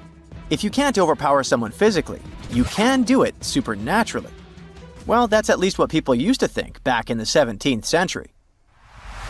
Not only was there a sickle and a padlock, but there were also signs of an attempt to twist the girl's corpse in the grave and turn it face down. This attempt had failed, leaving her spine buckled and twisted. By the way, the padlock wasn't necessarily meant to lock a vampire. It was more likely a talisman against evil spirits. That's a peculiar and, let's face it, very cruel way to bury someone. Yet it was a common practice for creating anti-vampire burial sites. The methods for preventing vampires from rising were quite elaborate. First off, let me introduce a term. Anti-vampire graves, known as revenant graves, date back thousands of years and have been found in various locations across Europe. Europe, you heard that right. Now before you say, hey, vampires are a Romanian thing, Dracula, duh, let me convince you otherwise. They are a part of all European folklore, meaning you can find references to them throughout Europe. With new settlements in America, vampire lore spread there too, eventually turning into the Twilight Saga. These anti-vampire burials are characterized by evidence of precautions taken to prevent those who bit the dust from rising.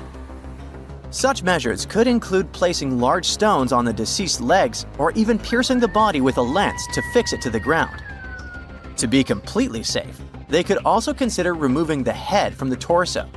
So, burying the body face down, cutting off the head, and pressing the body with a stone were the methods used to keep someone believed to be a demonic being from leaving the grave. Let's return to the poor lady, or rather, the girl. A couple of archaeologists, Dariusz Poliński and his partner, Magna Durodzka, who happened to be partners in both crime and life, stumbled upon her grave. Strangely, all of her 206 bones remained untouched. Yet no gravestone, no name, nothing. Just a lonely grave on a hill in northern Poland. Poliński, a professor of archaeology, and Zagrodzka began piecing together the story of the woman they eventually named Zosia.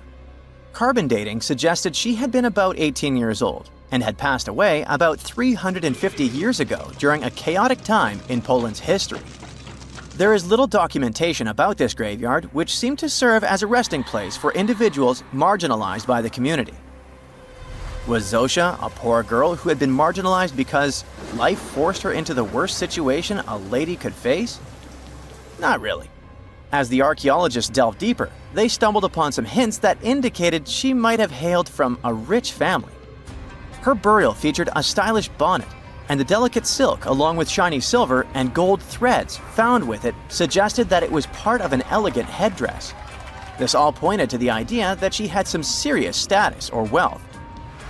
But the way she was buried indicated her outsider status in the village of Pien.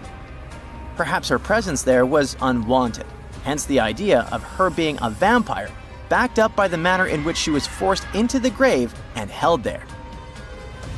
By analyzing the structure of her skull and extricating DNA from her skeleton, scientists created a reconstruction of what her face might have looked like.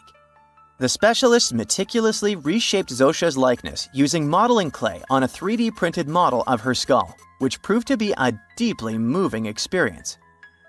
They remarked that while they often worked on face reconstructions, in this case, they also sought to restore her dignity. Utilizing these three methods, the team reconstructed Zosia's 400-year-old face, revealing the human story buried beneath supernatural beliefs. It's ironic, isn't it? First, people tried their hardest to make the world forget her face and prevent her from ever coming back. 400 years later, people did everything they could to bring her back to life. Her picture now is all over the internet, yet we will never see the faces of those who buried her. Alas, this reconstruction project only allows viewers to visually connect with Zosia, but her true story remains a mystery. But what we know for sure is that people who were deemed vampires were badly discriminated against, to say the least. Rumor had it that hungry vampires would even steal people to quench their thirst. Let's use math to prove this rumor wrong and prove that Zosia wasn't one of them. Back in the year 1600, there were only 537 million people worldwide. Yeah, this data may not be very accurate, but it's pretty close to reality. A physicist, Kostas Eftimiou, calculated that if a vampire had been drinking one person's blood each month, humanity would have faced extinction within a few years.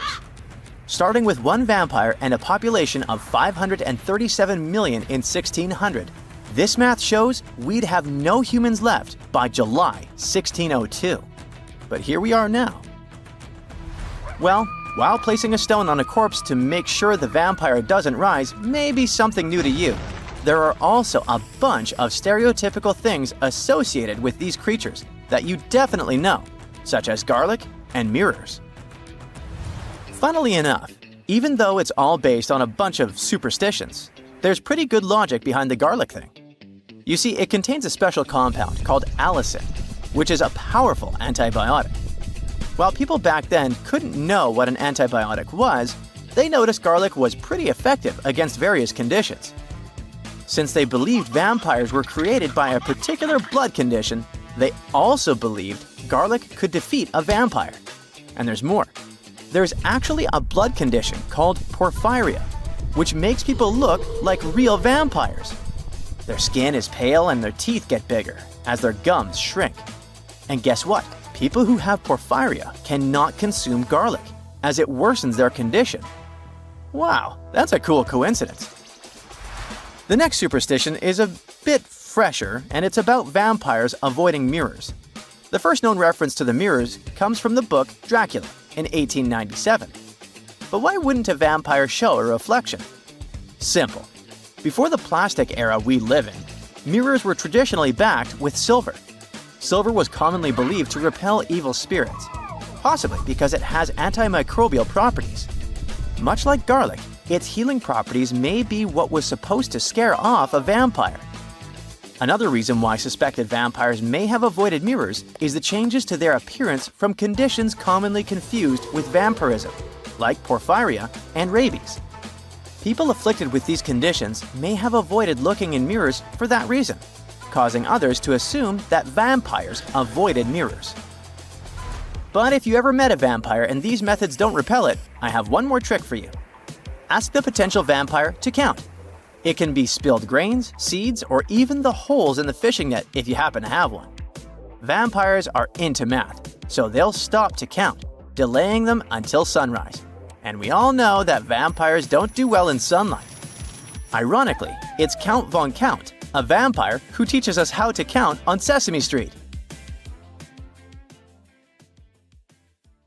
The ancient Indian texts mention beautifully decorated chariots or entire palaces called vimanas that could take off and, in a matter of seconds, fly away as far as space. Some people believe these vimanas only existed in Indian mythology, but it's also possible that they were based on a real technology that had been lost over the centuries. According to the Vedas, ancient Indian religious texts, there was the elephant vimana with several engines and many other types named after animals and birds. There was one for local travel, one for visiting different countries, and one for traveling to the moon and various planets. They could develop a great speed. One vimana had the superpower of invisibility. Another one was shaped like a sphere and was built on the winds produced by Mercury. This vimana was said to generate an enormous ray like the sun and make noise like the storm's thunder. All the vimanas were unbreakable and perfect for attacks on foes. Now, to operate a vimana, you'd need to know a lot of stuff, pretty much like today's airplane pilots, 32 secrets in total. They'd cover the aircraft structure and the secrets of taking off and maneuvering without crashing. That's a good thing.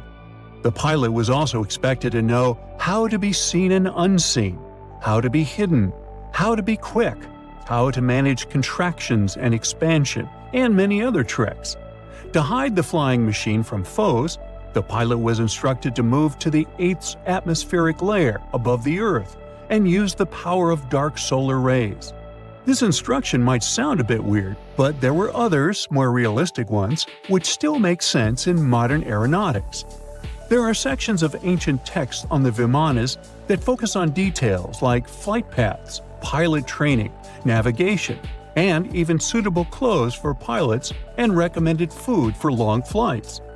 There was also a lot of technical detail about the use of heat-absorbing metals, the metals utilized, and melting points. The supporters of the theory that the Vimanas were more than just myths are sure that the ancient Indians would unlikely go into all these details just for a beautiful story. So, the flying palaces might have been real and way ahead of their time, like many other great Indian inventions. Back in the 6th century BCE, an Indian physician named Sushruta basically wrote the original guide to medicine and surgery. They even called him the father of surgery for his work. Sushruta laid down the details on hundreds of medicinal plants and described complex surgical procedures. He gave instructions on nose reconstructions and skin transplants from one part of the body to another. The original method of rhinoplasty, which involved taking a piece of skin from the forehead to reconstruct the nose, is still used today. But back then, it had a slightly different purpose than surprising your followers on social media. Those nose jobs helped out folks who had lost their noses as punishment for crimes or in fights. Now you gotta thank an ancient Indian math prodigy for the invention of zero. It might not seem like a big deal, but without it, we would have no binary system and no computers. People before the 5th century CE were only thinking about some sort of a sign to indicate nothing. The invention made addition, subtraction, and other mathematical operations a whole lot easier. You can see the oldest zero in existence carved in the wall of a temple in Gwalior, India. The Indus Valley Civilization was using rulers in 1500 BCE and earlier. Made from ivory, these rulers were found during excavations in what is present-day Pakistan and northwestern India. They were widely used in architecture with amazing accuracy. They had units corresponding to slightly over 1 inch that were marked with precise subdivisions within 5/1000ths of an inch. The next invention is more of a concept than a physical item. Standardization is all about setting the rules based on a bunch of people, things, or interests. One of its cool applications that we've all gotten used to is standard weights. Whether you're using pounds or kilograms, you need these universal measurements for weight, right? For this, we owe a big shout-out to the merchants from the Indus Valley Civilization who lived around 4,000 years ago. They were measuring everything from food grains to fancy luxury goods using these standardized weights. And their weights had decimal and binary mathematical systems going on. They didn't have high-tech gear, but they pulled off some serious precision using complex calculations and even sand for construction. Their art of standardization made its way to Persia and Central Asia, basically becoming the global weight-watching standard. So if yoga is your go-to exercise, you definitely have a personal reason to appreciate the ancient Indian geniuses. Over 5,000 years ago, during the rule of the Indus-Sarasvati civilization in northern India, yoga was first mentioned in the Vedas. Yoga was refined and shaped over the centuries until it grew into a massive teaching with over 200 sacred writings dedicated to this way of obtaining enlightenment. At the beginning of the current era, yoga got a new trajectory thanks to a Hindu writer who laid down a system of yoga in his text, the Yoga Sutras. It became a whole-body rejuvenation, a life-extending practice with poses that you are still doing on the mat today. Yoga has reached the Western world only in the 19th century, and it caught on like wildfire. Chess, the all-time top game for intellectuals, is also an Indian invention. Its ancestor was called Chaturanga, and it was a strategic board game that started gaining popularity around 3,000 years before the current era. This early Indian version of chess was played by 4 people, not 2, and had 64 squares. Each player had 8 pieces, ranging from pawns to kings, bishops to knights, and there was no standard 6-faced dice. They rolled with an oblong one. Players facing off were actually allies, forming 2 teams based on the direction they sat. Chess, that we know and love today, was first mentioned in ancient Indian literature in a legend. It said that the wife of a villain called Ravana had invented the game to amuse him. Now, the word shampoo comes from the Hindi word, which means to soothe or knead. The substance was invented in India in 1762 and was originally used for head massages, hence the name. The first shampoo was made of natural oils and herbs. British traders fell in love with the idea and brought it back with them to England. It took years for the original head massage oil to evolve into shampoo as we know it today, but it's still an Indian invention. Unlike the ancient Greeks, who wore animal skins, the Indians started cultivating cotton back in the 5th and 4th centuries before the current era. They used cotton threads to produce fabrics that soon became a huge hit in the Mediterranean and beyond. Jute and wool also have their origins in India. Cashmere, the finest and most exclusive type of wool, actually comes from the Kashmir region of India. Buttons that sit proudly on that cashmere cardigan of yours also have ancient Indian origins. Some 5,000 years ago, the Indus Valley Civilization started cutting seashells into geometric shapes with tiny holes in them. First, they were just decorations, but then people started using them to fasten clothes.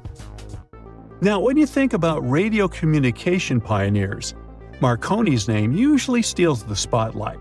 He got a Nobel Prize in Physics in 1909 for his groundbreaking radio work. But there's an unsung hero in the radio waves game, and his name is Sir Jagdish Chandra Bose. He spilled the beans on radio communication way back in 1895. He shot an electromagnetic wave across 75 feet at the town hall in Calcutta, and it went through walls, rang a bell, and even set off some gunpowder. Marconi took a page from Bose's book, using his invention, the Mercury Coherer, as a blueprint for his own two-way radio. Bose didn't patent his genius creation, so he only got his credit a century later. Now imagine a creature with a body that is reminiscent of a cuttlefish, with eyes sticking out from stalks like a funky headband, fins on its tail, and a long skinny nose ending in a mouth full of teeth. Or maybe this thing could be a claw. Yep, the Tully monster is on the move. It's definitely one of those freaky creatures you wouldn't like to face while scuba diving somewhere. Luckily, it went extinct 300 million years ago. This unusual marine beast was discovered in the 1950s in Illinois, and scientists couldn't even agree what it really was. Some thought it was a vertebrate, which means a group of creatures with a spine, like us humans.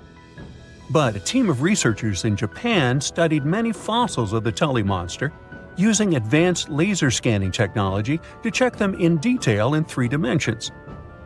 There's still a lot they don't know about the Tully monster, but they managed to realize it didn't have any spine at all.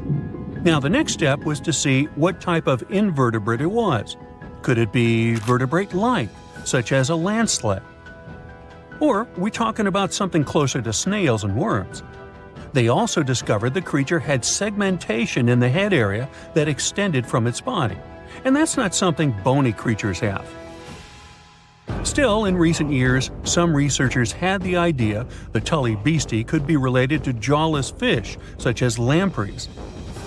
These fellows belong to the most ancient group of vertebrates, and are not pleasant to see either.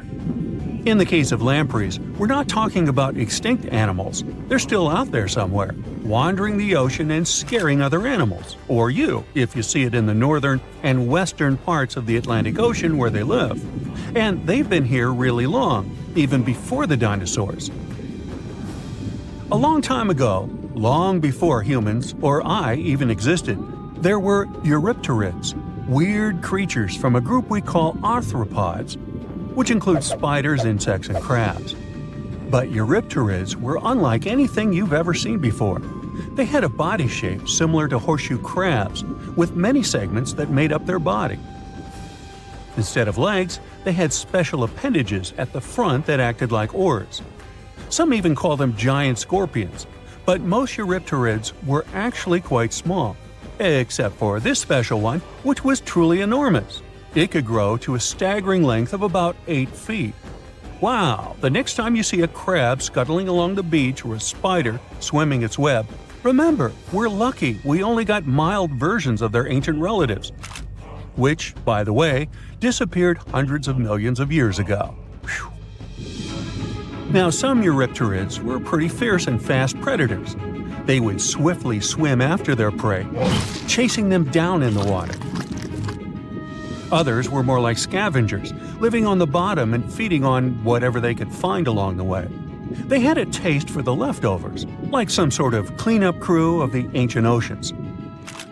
Eurypterids loved to spend their time in brackish water environments. It's water with more salinity than fresh water, but still less than seawater. Now imagine you're just floating around and all of a sudden you see this guy.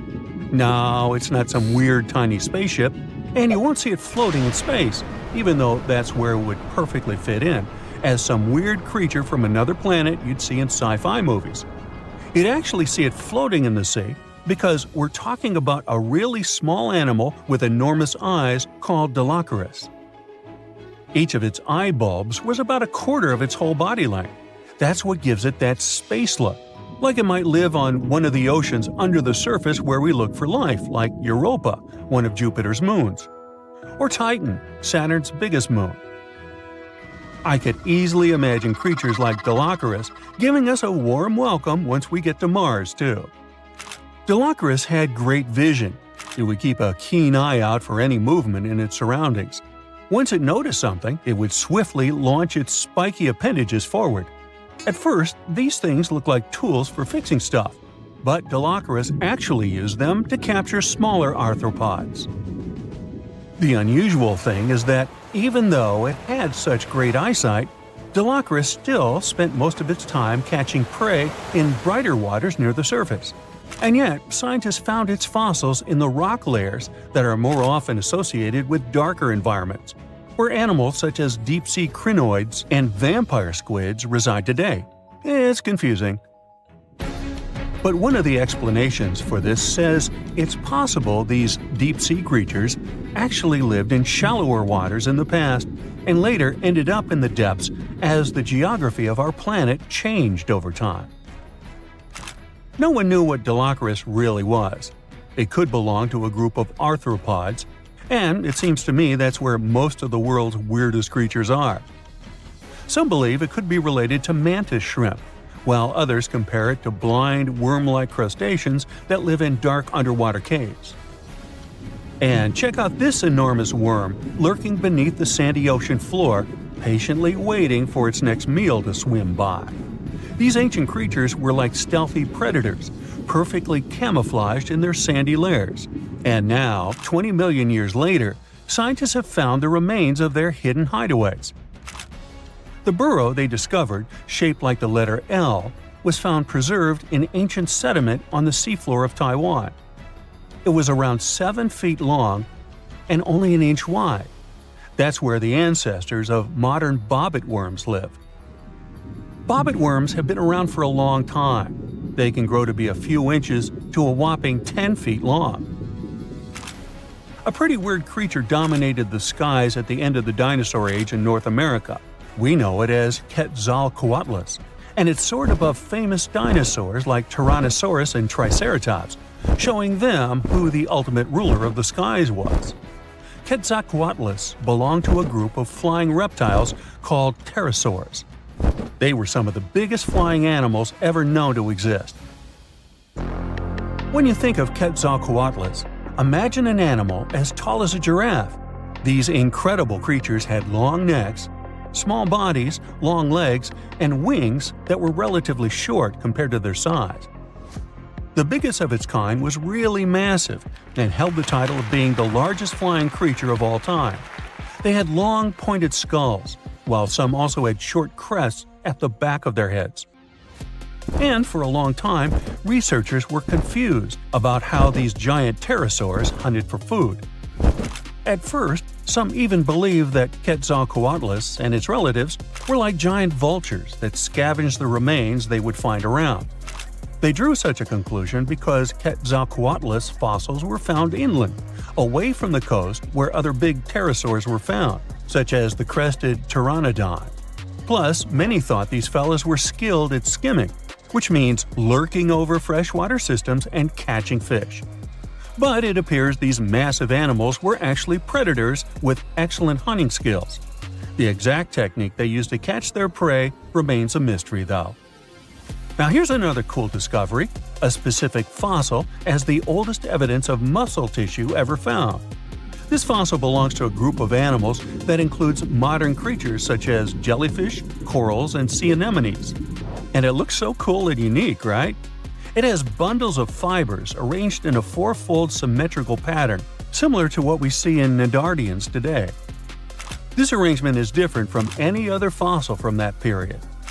Now, this fossil may look weird, but it helps us understand the evolution of muscle tissue in animals. They, well, all of us actually, got new options for discovering different feeding strategies and generally new things to do thanks to muscles. And it's not like scientists usually get to study fossilized muscles. It's more that they learn about that based on how animals feed, reproduce, move, and do other things. So this cool fossil suggests animals may have had an earlier origin than we used to believe. Tunnels, metro, underground systems, and even secret passageways to the houses of the rich and famous. Why else do we need tunnels, you may wonder? To hide. Many cities have underground tunnels and even underground doppelgangers.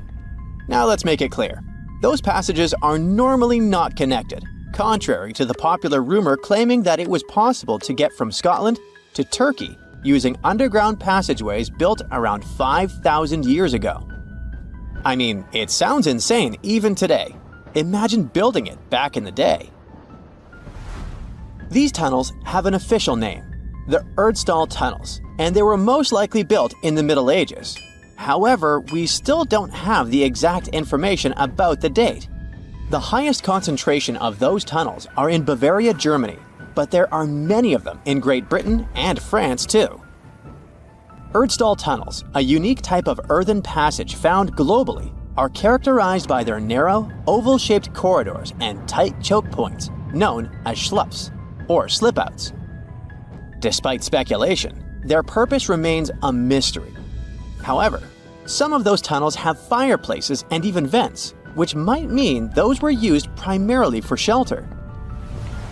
Dating back to the Middle Ages, possibly as early as the 12th century, Erdstall tunnels lack archaeological signs and historical records.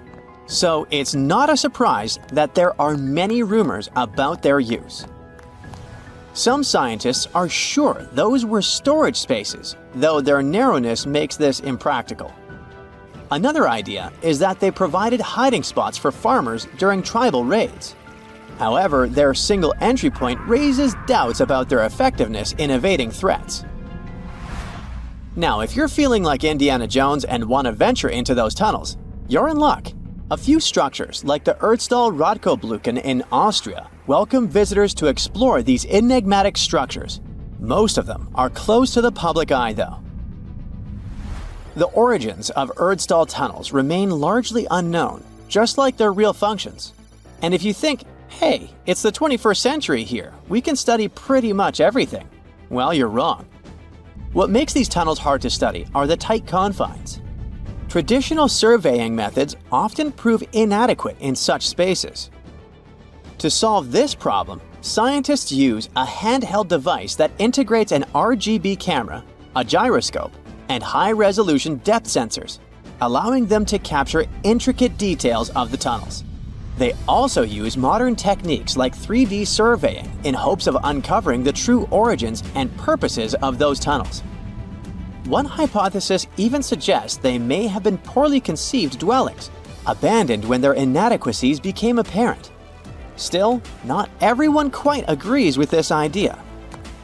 Other theories suggest they served spiritual purposes, while the most intriguing idea speculates that those tunnels may be remnants of extraterrestrial civilizations. Experts believe they may have been used for practical matters, such as granaries or hiding spots from looters. As we don't have exact info on who built it and when, it may be pretty much anyone, even a sloth. Nope, I'm not a lunatic. Sloths can build giant tunnels. Check this out.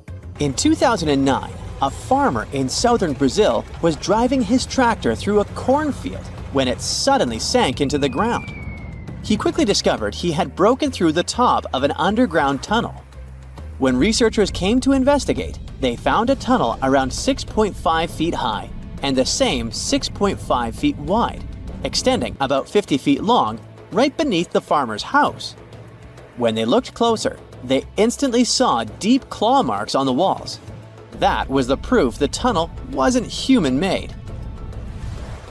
So that thing the farmer uncovered was a megafauna paleoburrow, a prehistoric tunnel dug by ancient creatures like giant ground sloths or giant armadillos from over 10,000 years ago. I know, it's hard to imagine those beasts, but let me help you. Take a hamster. Now, increase it to the size of an elephant.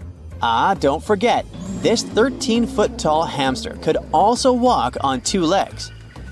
During their time, around 15 million to 10,000 years ago, many species of sloths and giant armadillos roamed the Americas, some even digging similar tunnels. Today, many of these tunnels are filled with sediment, though some remain clear, similar to the one the farmer discovered. This 2009 find sparked significant interest, leading to the discovery of over 1,500 paleoburrows across southern Brazil, making it the era with the highest concentration of such sites worldwide. But no one knows exactly why there are so many of them in southern Brazil. While some paleoburrows exist throughout South America, none have been found in North America, which is weird since those huge sloths roamed the entire continent. The exact purpose of these large tunnels remains a mystery, but scientists believe they may have served as nursing spaces, temperature regulation, or hibernation areas. Tunnels likely developed over centuries as successive generations of sloths and armadillos expanded them. Now, let's take a look at fugus. No, not the Japanese fatal delicacy, and no, not a town in New Guinea. To see them, we gotta travel to the UK. So fugus are underground structures too, but they don't look exactly like tunnels. They are dry stone structures. They look as if a cave had been decorated with stones from the inside. There are only around 15 of them found so far, and most of them are located in Cornwall. According to the estimates, those tunnels were built about 2,400 years ago, and they're still in pristine condition, which is truly fascinating. I mean, back in the day, people had no cool machinery whatsoever, yet their structures still last. And if you dare to buy an apartment today, well, chances are you won't be too happy about the quality. Going back to our fugus, there's nothing extraordinary about their supposed purpose. They could be used for spiritual purposes, as a place to hide, or a food storage. The latest application, though, is a bit weird. I guess it's not a secret for anyone that England is famous for its excessive humidity. And if you want to store your food properly, you gotta avoid the humidity at all costs. Otherwise, say welcome to mold and fungi. But ancient people weren't dull-witted at all, or they wouldn't have survived, and you and I wouldn't be around now. So they might have adapted those fugus to store just some products, those that already had natural molds in them, assisting in the preservation of perishable food, like milk, butter, and cheese. But hey, those are just speculations. The true reason why they were built remains unknown. What makes fugus unique is that they are intentionally built tunnels, not just excavated mines like those in Wales. They were crafted by digging deep trenches, lining them with stone slabs, covering them with capstones, and then filling over them, all of which took significant time and effort. Still, no matter how hard those were to construct, cities around the globe are often built over intricate tunnel systems, each unique to its location. For instance, Paris is famous for its extensive underground quarries, which were abandoned years ago, but still pose a risk of collapse in certain areas above. London boasts one of the largest tunnel networks in the world, including many that were specifically created for military purposes. In New York City, there are rumors of secret tunnels, while Los Angeles has old tunnels from the Prohibition era used for speakeasies. Many other cities also have their share of enigmatic tunnels, and surprisingly, Florida is no exception. It happened in the year 2011 in Ybor City. Near a former post office, flooding uncovered something weird, a section of an unknown structure. Back then, people didn't pay much attention to that, so it took another 7 years to discover something truly fascinating. This historic neighborhood was founded in the 1880s, but it remained unknown until 2018 that it also has a hidden tunnel network. We only learned of it because of renovation work. The exact purpose, of course, is unknown, but most scientists are pretty sure that they serve to connect to early gaming spots and the port of Tampa. Figuring out how extensive the tunnel network is tricky. In 2018, a historic home in Seminole Heights revealed locked doors leading to tunnels from the 1920s. One local even said he traveled through a tunnel for 20 minutes. Rumors suggest some tunnels connect to the Hillsborough River and Ybor City. Research is ongoing, but no new info has emerged yet.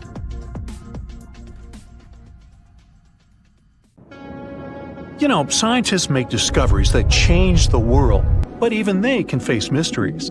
Here are 10 things that have baffled scientists. Imagine that you constantly hear a low-frequency hum, and no one can trace its source. Roughly 4% of the world's population hears the hum. It's a geography-free sound. I mean, people all around the world hear it, so the name varies from Taos hum to Auckland hum, depending on the region where it gets generated. The sound is just on the threshold of human hearing. People hear it less when they're outside, and it gets louder indoors, especially at night. What's even scarier is that you cannot unhear it once you've heard it.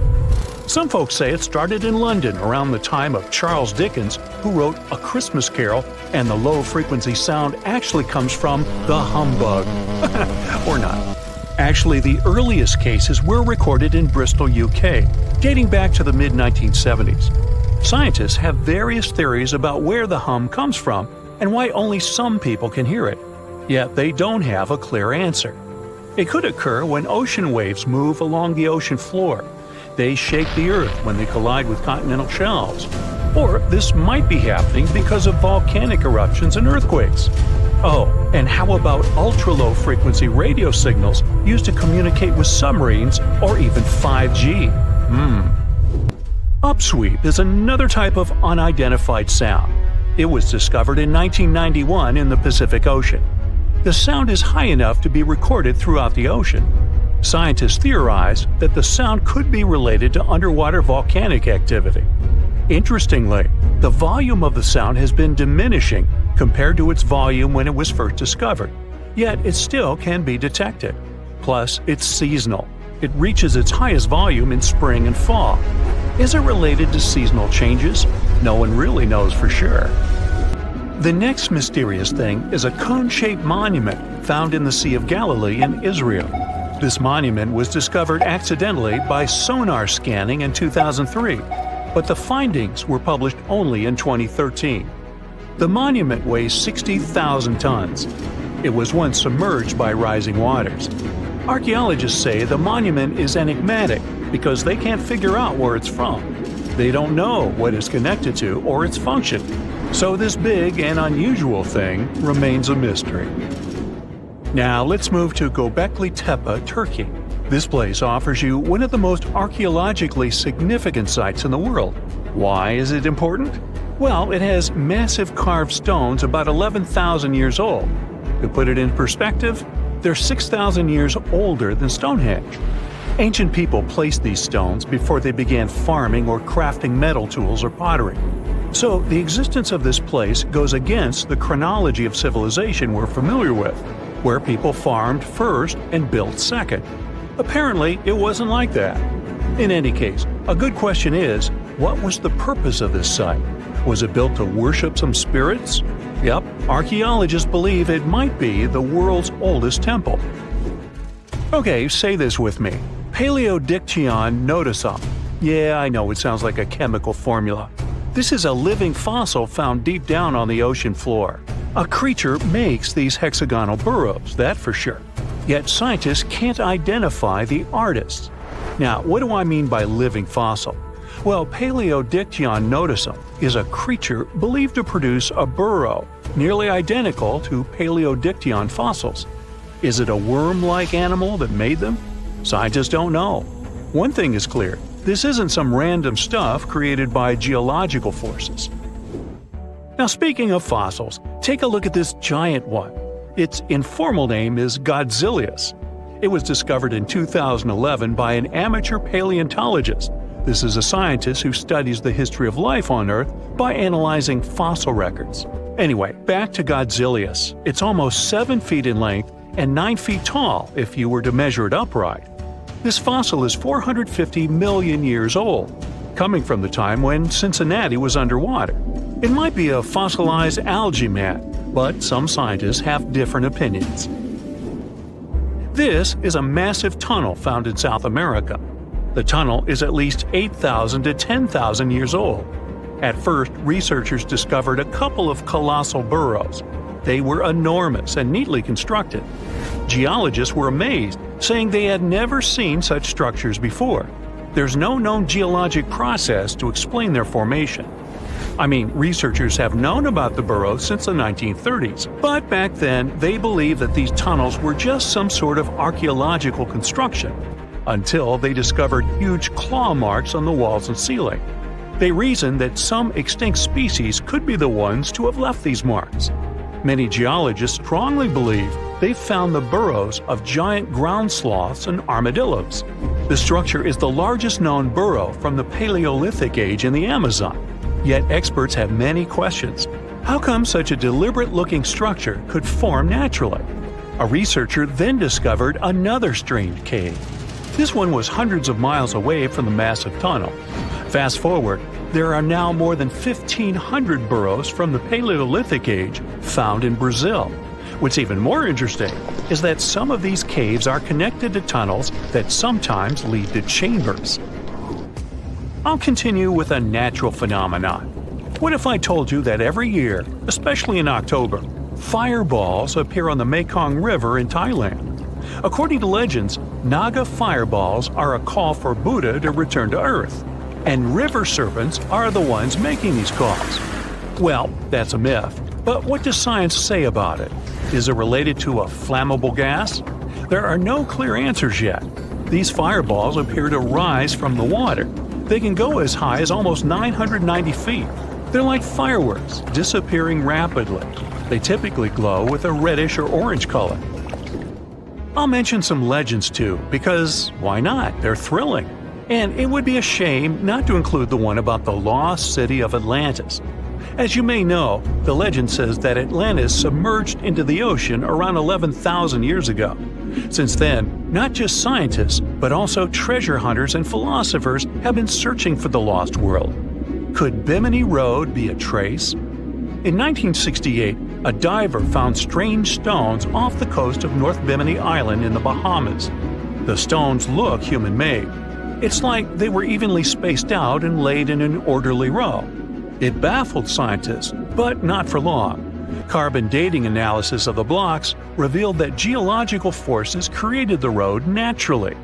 There weren't any tool marks or signs indicating that the blocks had been stacked or something. The research is continuing, but yeah, scientists generally believe that the rocks were created by erosion. Well, I guess the time of Atlantis hasn't come yet. Okay, picture this. You're wandering on the beach, and you see dozens of octopuses walking past. In 2017, a group of people from Wales witnessed exactly this. Why did these creatures come out of the ocean? No one knows the answer. The group reported that they had seen 20 to 30 octopi crawling on the sand. The people looked for some signs of injury, but found nothing. They said that they had carried the animals back to the ocean. Interestingly, these creatures kept crawling onto the shore when people were asleep. Experts say that it's hard to be sure of the reason that pushed the animals to the beach without conducting a physical examination. They're still speculating about the reason behind this unusual and rare occurrence. Could it be overcrowding? Furthermore, the octopi were well armed. A separate study points out that the more fishers hunt large animals that feed on octopuses, the more the octopus population grows. Maybe that's why these creatures have to go farther to find food or shelter. But without proper research, these are only theories.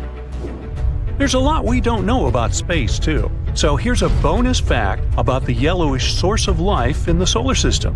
Scientists have discovered a new type of wave inside the Sun. These waves move in the opposite direction to the Sun's rotation. Plus, they move super fast, so fast that it's beyond our understanding. Researchers have different theories about the function of the waves. If they figure out their role, this could give them additional insight into the processes happening inside the Sun. And yes, the octopi were well armed.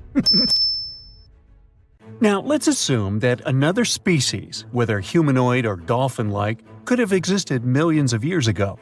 How do we find their traces? There was a Doctor Who episode about a non-human industrial civilization on Earth that existed long before us. These reptiles, called Silurians, were forced deep underground by a catastrophic rise of temperatures on Earth, and there they thrived for centuries. That inspired scientists to create the so-called Silurian hypothesis. If there was an advanced civilization before us, we should find their traces somewhere. Well, let's try. Climatologist Gavin Schmidt and astrophysicist Adam Frank decided to dive into this themselves. Like us, any technologically advanced civilization would be hungry for energy. So they looked for global effects that would leave a widespread mark. For example, hints of large-scale industrial processes, like plants and factories, and their leftovers. Then comes the question of how long these civilizations would last. If they existed for a long time, we should look for long-lasting signs, like residues from burning fossil fuels, mass extinctions, synthetic chemicals not found in nature, and even traces of nuclear fission. Basically, we should search for the same kinds of things that humans are currently leaving behind as evidence of our activities. Unfortunately, this evidence isn't that easy to find. Let's imagine an unsettling scenario if humanity suddenly disappeared. Even though it seems like we've left a lot of changes on our planet, the future civilization millions of years from now would struggle to find any remnants of our existence. Why? Well, our planet has existed for 4.5 billion years. Complex life on Earth has existed for more than 400 million years. Compared to that, our industrial period only lasted around 300 years, and we haven't left any significant traces. Our record of Earth's history is full of gaps, especially the further back you look. The fossil record captures only some things, being very selective and incomplete. On average, one fossil emerges every 10,000 years, and dinosaur footprints are even rarer. Mountains rise, oceans change, and plate tectonics can easily wipe out evidence of entire civilizations. After a couple of million years, chances are any physical signs of a civilization would disappear. In order to find at least something, we have to look for things like odd sediment patterns or unusual isotopic ratios. Also, fossils mostly form in water, leaving us in the dark about creatures on land or in the jungles. So even if there was a technologically advanced society millions of years in the past, and even if they were far more advanced than us, we might struggle to find any clues of its existence. Frank and Schmidt try to understand how we could ever hope to spot signs of them. Discovering actual cities would be the ultimate proof of a Silurian-style civilization on Earth. But Adam Frank isn't too optimistic. Even now, our cities cover less than 3% of the surface, making it easy to miss ancient city ruins. Whether a city survives over tens of millions of years depends on whether the land around it is sinking, getting locked into a rock, or rising, getting worn away by rain and wind. So, places like the French Quarter in New Orleans might have a better shot of making it into the geologic record than, say, Haight-Ashbury in San Francisco. When it comes to finding artifacts, the odds are pretty slim as well. No prehistoric iPhone would survive millions of years, fancy glass or not.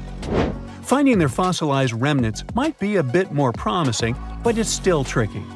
Considering modern humans have only been around for about 100,000 years, it's quite possible that we might overlook any traces of an earlier advanced species. There is one thing, though. We could stumble upon their traces in rocks. Our current chaotic era might leave a distinct mark on the Earth's geological history, especially since we're basically experiencing PTM 2.0. I'll get to that in a moment. So they try to look at the changes in the carbon cycle. Humans have been releasing a lot of fossil carbon since the 18th century. This leaves a special mark in the carbon isotope ratio, like a signature that shows the difference between carbon in living things, such as seashells, and carbon in lifeless volcanic rock. Scientists also look for signs in the way sediments are arranged. Large coastal deltas might mean that there were bigger rivers made by folks in this hypothetical civilization. Traces of nitrogen could suggest big-scale farming, where they used a lot of fertilizer. Spikes in metal levels in the sediment could mean runoff from heavy industries. Of course, a single find like that wouldn't tell us anything. Schmidt says the key is to look for multiple signs together. Without clear artifacts, the uniqueness of an event might show in various clues rather than a set of changes linked to a single cause. On a quest for Silurian-style clues, scientists even decided to check the Moon. Some astronomers find it surprising that no one has looked into this before. They even joked about the possibility of dinosaurs building rockets and leaving traces on the Moon or other celestial bodies. These astronomers think that Earth-like planets tend to erase signs of civilizations on their surfaces. So they're exploring the wild notion that these beings might have been space travelers. In that case, remnants of their technology, known as technosignatures, could be lurking not only on our Moon but also on asteroids, or even buried on Mars. There they might endure for millions or even billions of years. Unfortunately, so far, despite digging into the past 380 million years and examining all suspicious events, the researchers haven't found a clear match for a technological civilization. They don't give up, though. Frank calls for more investigation. For example, we could study how modern industrial chemicals stick around in ocean sediments. This, he believes, could help us identify similar chemical traces in the Earth's history. If there are no traces, why do we even bother to find something like that? This research is based on Schmidt and Frank's recent papers. They were delving into the Anthropocene. It's the proposed epoch, dominated by human activities on Earth. It's full of these things called hyperthermals. They're prehistoric events when temperatures on Earth sharply increased over a relatively short time. They're like extreme heat waves from the past. A great example of this is the Paleocene-Eocene thermal maximum, or PETM for short. It happened around 55.5 million years ago and saw a rapid rise in global temperatures. Over 200,000 years, the average temperature on Earth jumped from about 9 to 14 degrees Fahrenheit. We studied these hyperthermals to understand how they occurred, from natural causes or human activities. So, these hyperthermals sparked the genesis of Frank and Schmidt's research. To study them, scientists started examining chemical signals and tracers left in rocks. When doing that, Schmidt and Frank uncovered some eerie parallels between all the climate issues we have today and past periods of rapid temperature shifts. There's a close similarity between the PETM and other hyperthermal events. So all this work isn't just about solving a historical mystery. Understanding our impact on the environment can guide us to finding better ways to live in harmony with the planet and avoid becoming a forgotten species in the future. Our Milky Way is filled with lots of planets that could be just right for life, but we don't know if there are other civilizations out there. Earth is the only place we know of with living beings. About 200 years ago, people wondered if there might be civilizations on Mars. Back then, it was a real question, but once we got pictures from space probes, we decided there wasn't any evidence for it, and that idea got stuck in our minds. Now, it's not even considered a valid topic for serious science. It's seen as kind of silly.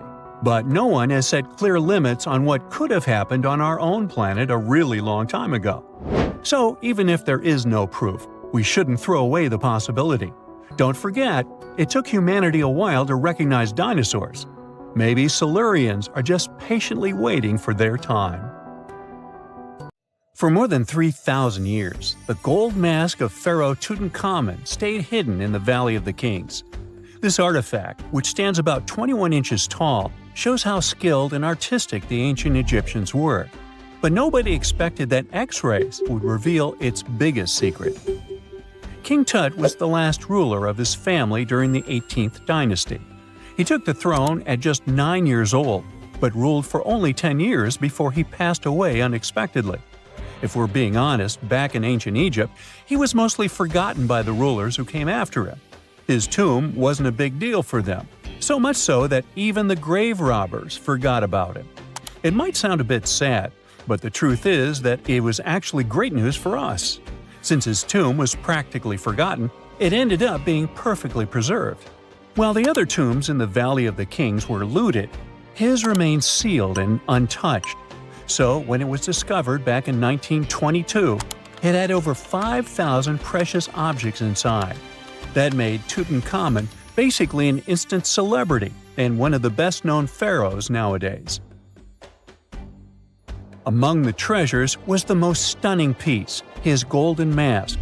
This mask is said to be an exact image of the king's face, or at least it was supposed to be, but we'll get to that later. The purpose of this accurate representation of his face was to make sure that his soul would recognize him in the afterlife and return to his mummified body. In ancient Egyptian beliefs, this would allow him to continue living in the afterlife. The details of the mask clearly looked incredibly difficult to create, but people didn't realize how complex it truly was until many years later. The first X-rays of the mask were taken in 1967. Back then, the main reason for these scans was practical – conservation. The mask was heading to Paris for an exhibition, and it was the first time it had ever left Paris. This would help them keep track of any changes during the exhibit. Plus, the images could give clues about how the mask was made. But back then, they probably didn't fully realize just how complex its construction was. I mean, Egyptian goldsmiths didn't use modern soldering techniques. So, how did they make this mask? New X-rays taken in 2007 gave us some answers. It turned out the Egyptians didn't use pure gold, which is 24 carats. The mask was actually made of 23-karat gold, meaning it was mixed with another material. So specialists discovered that the gold sheets contained a small amount of copper, a reddish-brown metal. This was likely done to make the material more flexible and easier to shape. They would then shape the gold sheets by heating and hammering them over and over again. But there was one more secret inside the mask that wasn't discovered until 2015.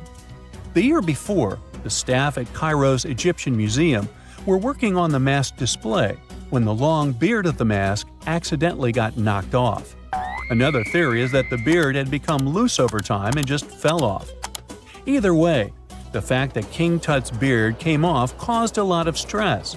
After all, we're talking about one of Cairo's biggest tourist attractions, so the experts had to fix the problem quickly.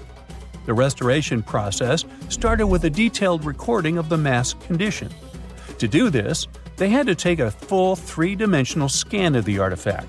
And, by accident, they found something very interesting in the mask. Inside the royal beard, there is a gold tube, an intriguing structure that the Egyptians likely used to attach the beard to the rest of the mask. And that proved, once again, that the process of making this mask was even more complex than experts thought. But the mysteries don't stop there.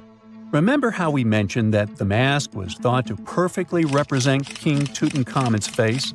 Well, that might not be entirely true. Some popular theories suggest the mask was never meant for him and was actually made for someone else. A study published in 2015 suggested the mask was originally made for a female pharaoh, his supposed stepmother, the famous and beautiful Egyptian queen Nefertiti. The biggest clue comes from an inscription on the mask. At first glance, it seemed to belong to Tutankhamun. But after a close examination, researchers noted that something else was actually written underneath King Tut's name. The royal name stamp seems to have been altered, and originally it had something written on it that translates to Queen Nefertiti. There is another feature of King Tut's golden mask that was overlooked for years, which adds even more mystery. As we mentioned earlier, experts believe he wasn't respected much by the pharaohs who came after him.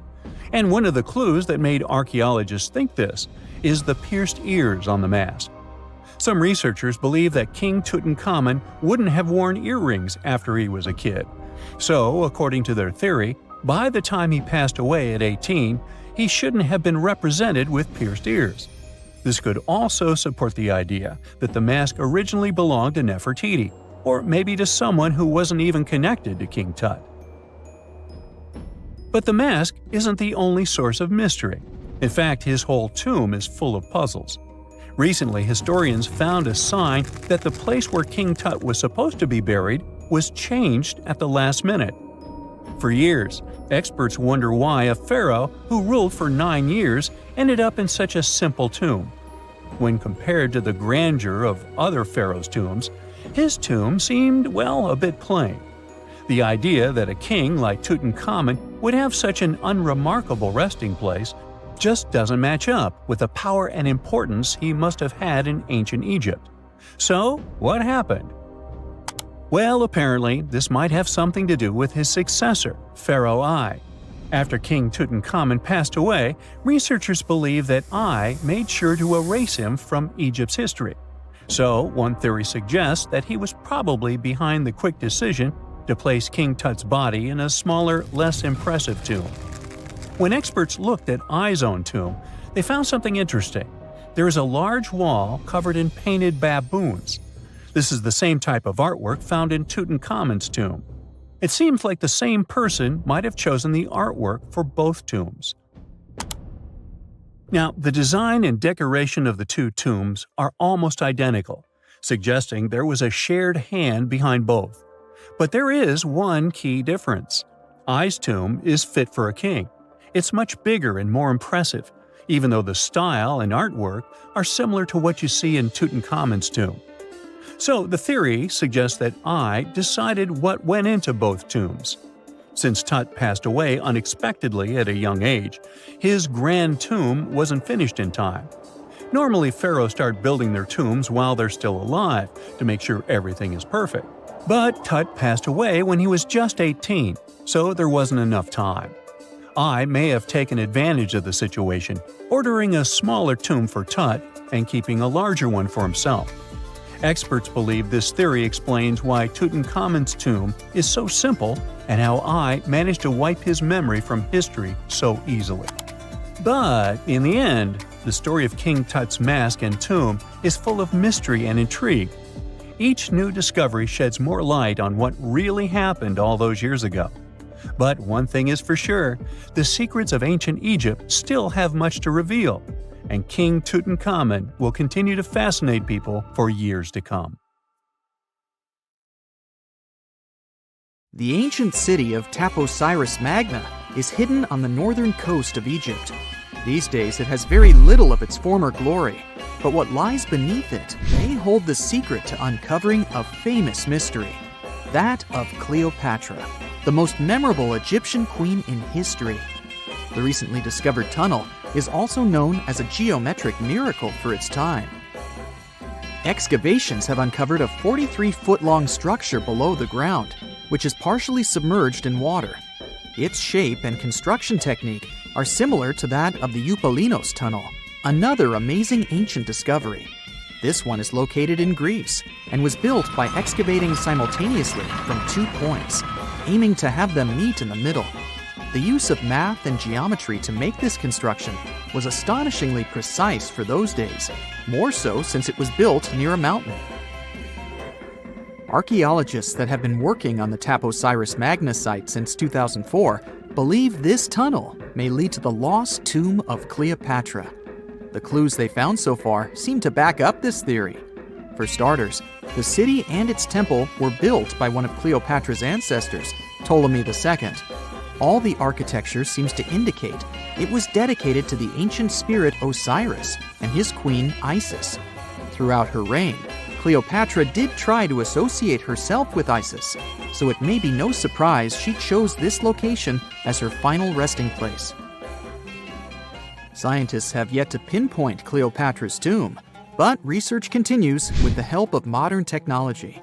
To study this location better, archaeologists have even used a special device called ground-penetrating radar. This tool allows us to analyze what lies beneath the ground without being intrusive. Since this tunnel is so old, research needs to be done very delicately. Seeing pictures of what's underground before you start digging is incredibly useful and has been done here since 2011. Finally discovering Cleopatra's tomb may help us piece together her story, especially what might have happened during the last portion of her life, which is still surrounded by mystery. We still don't know the exact cause of her passing. Some believe she may have let herself be bitten by a poisonous Egyptian cobra. Others have suggested that she was well accustomed to toxic substances, even hiding some in her hairbrush in case she ever needed it. But that's not to say she chose to use it on herself. We do have a lot of other interesting information on Cleopatra that's equally as impressive, like the fact that she had a stylist. Most of the images you've seen depicting this famous queen show her wearing black eyeliner. This look was put together by Iras, a woman known to have been her personal beautician. She traced the long line from her eyes to her temples, a makeup technique still used today to enhance the eyes. Iras was an important figure throughout Cleopatra's life, known also as her confidant and close friend. There are even theories that suggest Iras was there by her side when she passed away. Despite her well-thought-out looks, Cleopatra wasn't as pretty as she's described. Or at least, that's what recent research has pointed out. Sure, if we look at movies and modern imagery, she's depicted as this incredibly beautiful woman with symmetrical and delicate features. However, if we look at coins showcasing her image from back in the day, her looks are rather average. Her image on the coins might have been adjusted, too, to make the queen look stronger in the eyes of her people. So there is no trusted source available to confirm her image, but her description in most pieces of ancient literature speaks of her other qualities, like her voice and personality, not of her beauty. Cleopatra might have been the most famous Egyptian queen to this day, but she wasn't the first choice. She did have an older sister, Berenice, that was initially supposed to take the throne. Berenice passed away before she could do that, so Cleopatra took on the role and began investing in her education. She traveled throughout the country quite frequently, so she could become accustomed to her people and their needs. She was only 18 when the responsibilities were passed down to her, and immediately gained popularity because of her intelligence and education. Her taste in literature was quite good too. She was known to be a fan of Homer, the famed Greek philosopher and poet. Cleopatra loved to write as much as she loved to read. There are even claims that she wrote a book on medicine and cosmetics, but we have no evidence to this day that such work ever existed. Part of being a great leader back then meant you had to speak multiple languages. Cleopatra clearly understood that, and that's why she's rumored to have known many languages to varying degrees. Some archaeologists suggested she spoke Greek, Egyptian, and Ethiopian, as well as many Arabic dialects. She might have even spoken Latin, but there's little evidence to support this claim. She might not have had angelic looks, but Cleopatra was really careful with the way she looked, even with her diet. She was known to have enjoyed simple meals, including a variety of fish. Since she lived close to the Mediterranean Sea, it's really no surprise. As a treat, she liked to eat stuffed pigeons, which she also served to her guests. Other dishes on the menu included vegetables and fava bean soup. Fruits and nuts weren't missing from her diet either, and she was also a big fan of honey. Recently, a team of experts has even tried to recreate her famous perfume. Think of it like the ancient equivalent of Chanel No. 5. Cleopatra was known to be a fan of luxurious scents, which she believed could even influence how people treated her when they met. The basis of this scent is myrrh, a resin gathered from a local tree. Other ingredients added to the mixture were also found back in the day, like cardamom, olive oil, and cinnamon. The results may not be quite as delicate as the perfumes we know and use today, Its consistency was way thicker, and the scent lasted way longer. When she was at the height of her power, Cleopatra might have been the richest person in the world. Back in the day, she ruled over a territory that stretched across the Mediterranean, from modern-day Libya in the west through Egypt to Syria in the east. This is the largest territory ever ruled over by a woman. In today's currency, her worth might have been somewhere around $95 billion. The calendars we use today may have been introduced by Cleopatra herself. She presented the idea of leap years and leap days to Caesar, the Roman emperor she was known to have been close with. Taking her advice, Caesar made these adjustments part of the official Roman calendar. The ancient Egyptians already knew the year was longer than precisely 365 days. They discovered this by studying the brightest star in the sky, called Sirius, and concluded that a year is actually 365 1/4 days long. It was Elizabeth Taylor that famously introduced Cleopatra to pop culture when she played her in the 1963 film bearing the same name. Up until that point, it was the most expensive film ever made. It was originally supposed to cost somewhere around $2 million, but ended up costing a mind-boggling $44 million. That's mostly because of script and production issues. To make this iconic movie, producers created 79 sets from scratch, as well as over 26,000 costumes for the cast. Elizabeth Taylor's Cleopatra costumes alone cost somewhere around $200,000. Thankfully for the producers, the movie made headlines and was well received by critics, making it a box office success. A lot of people associate Cleopatra with another famous Egyptian ruler, King Tutankhamun, nicknamed King Tut. Surprisingly, apart from both of them being Egyptian pharaohs, they have nothing else in common. For starters, King Tut lived around 1,300 years before Cleopatra did, and there is also no connection regarding their ancestry.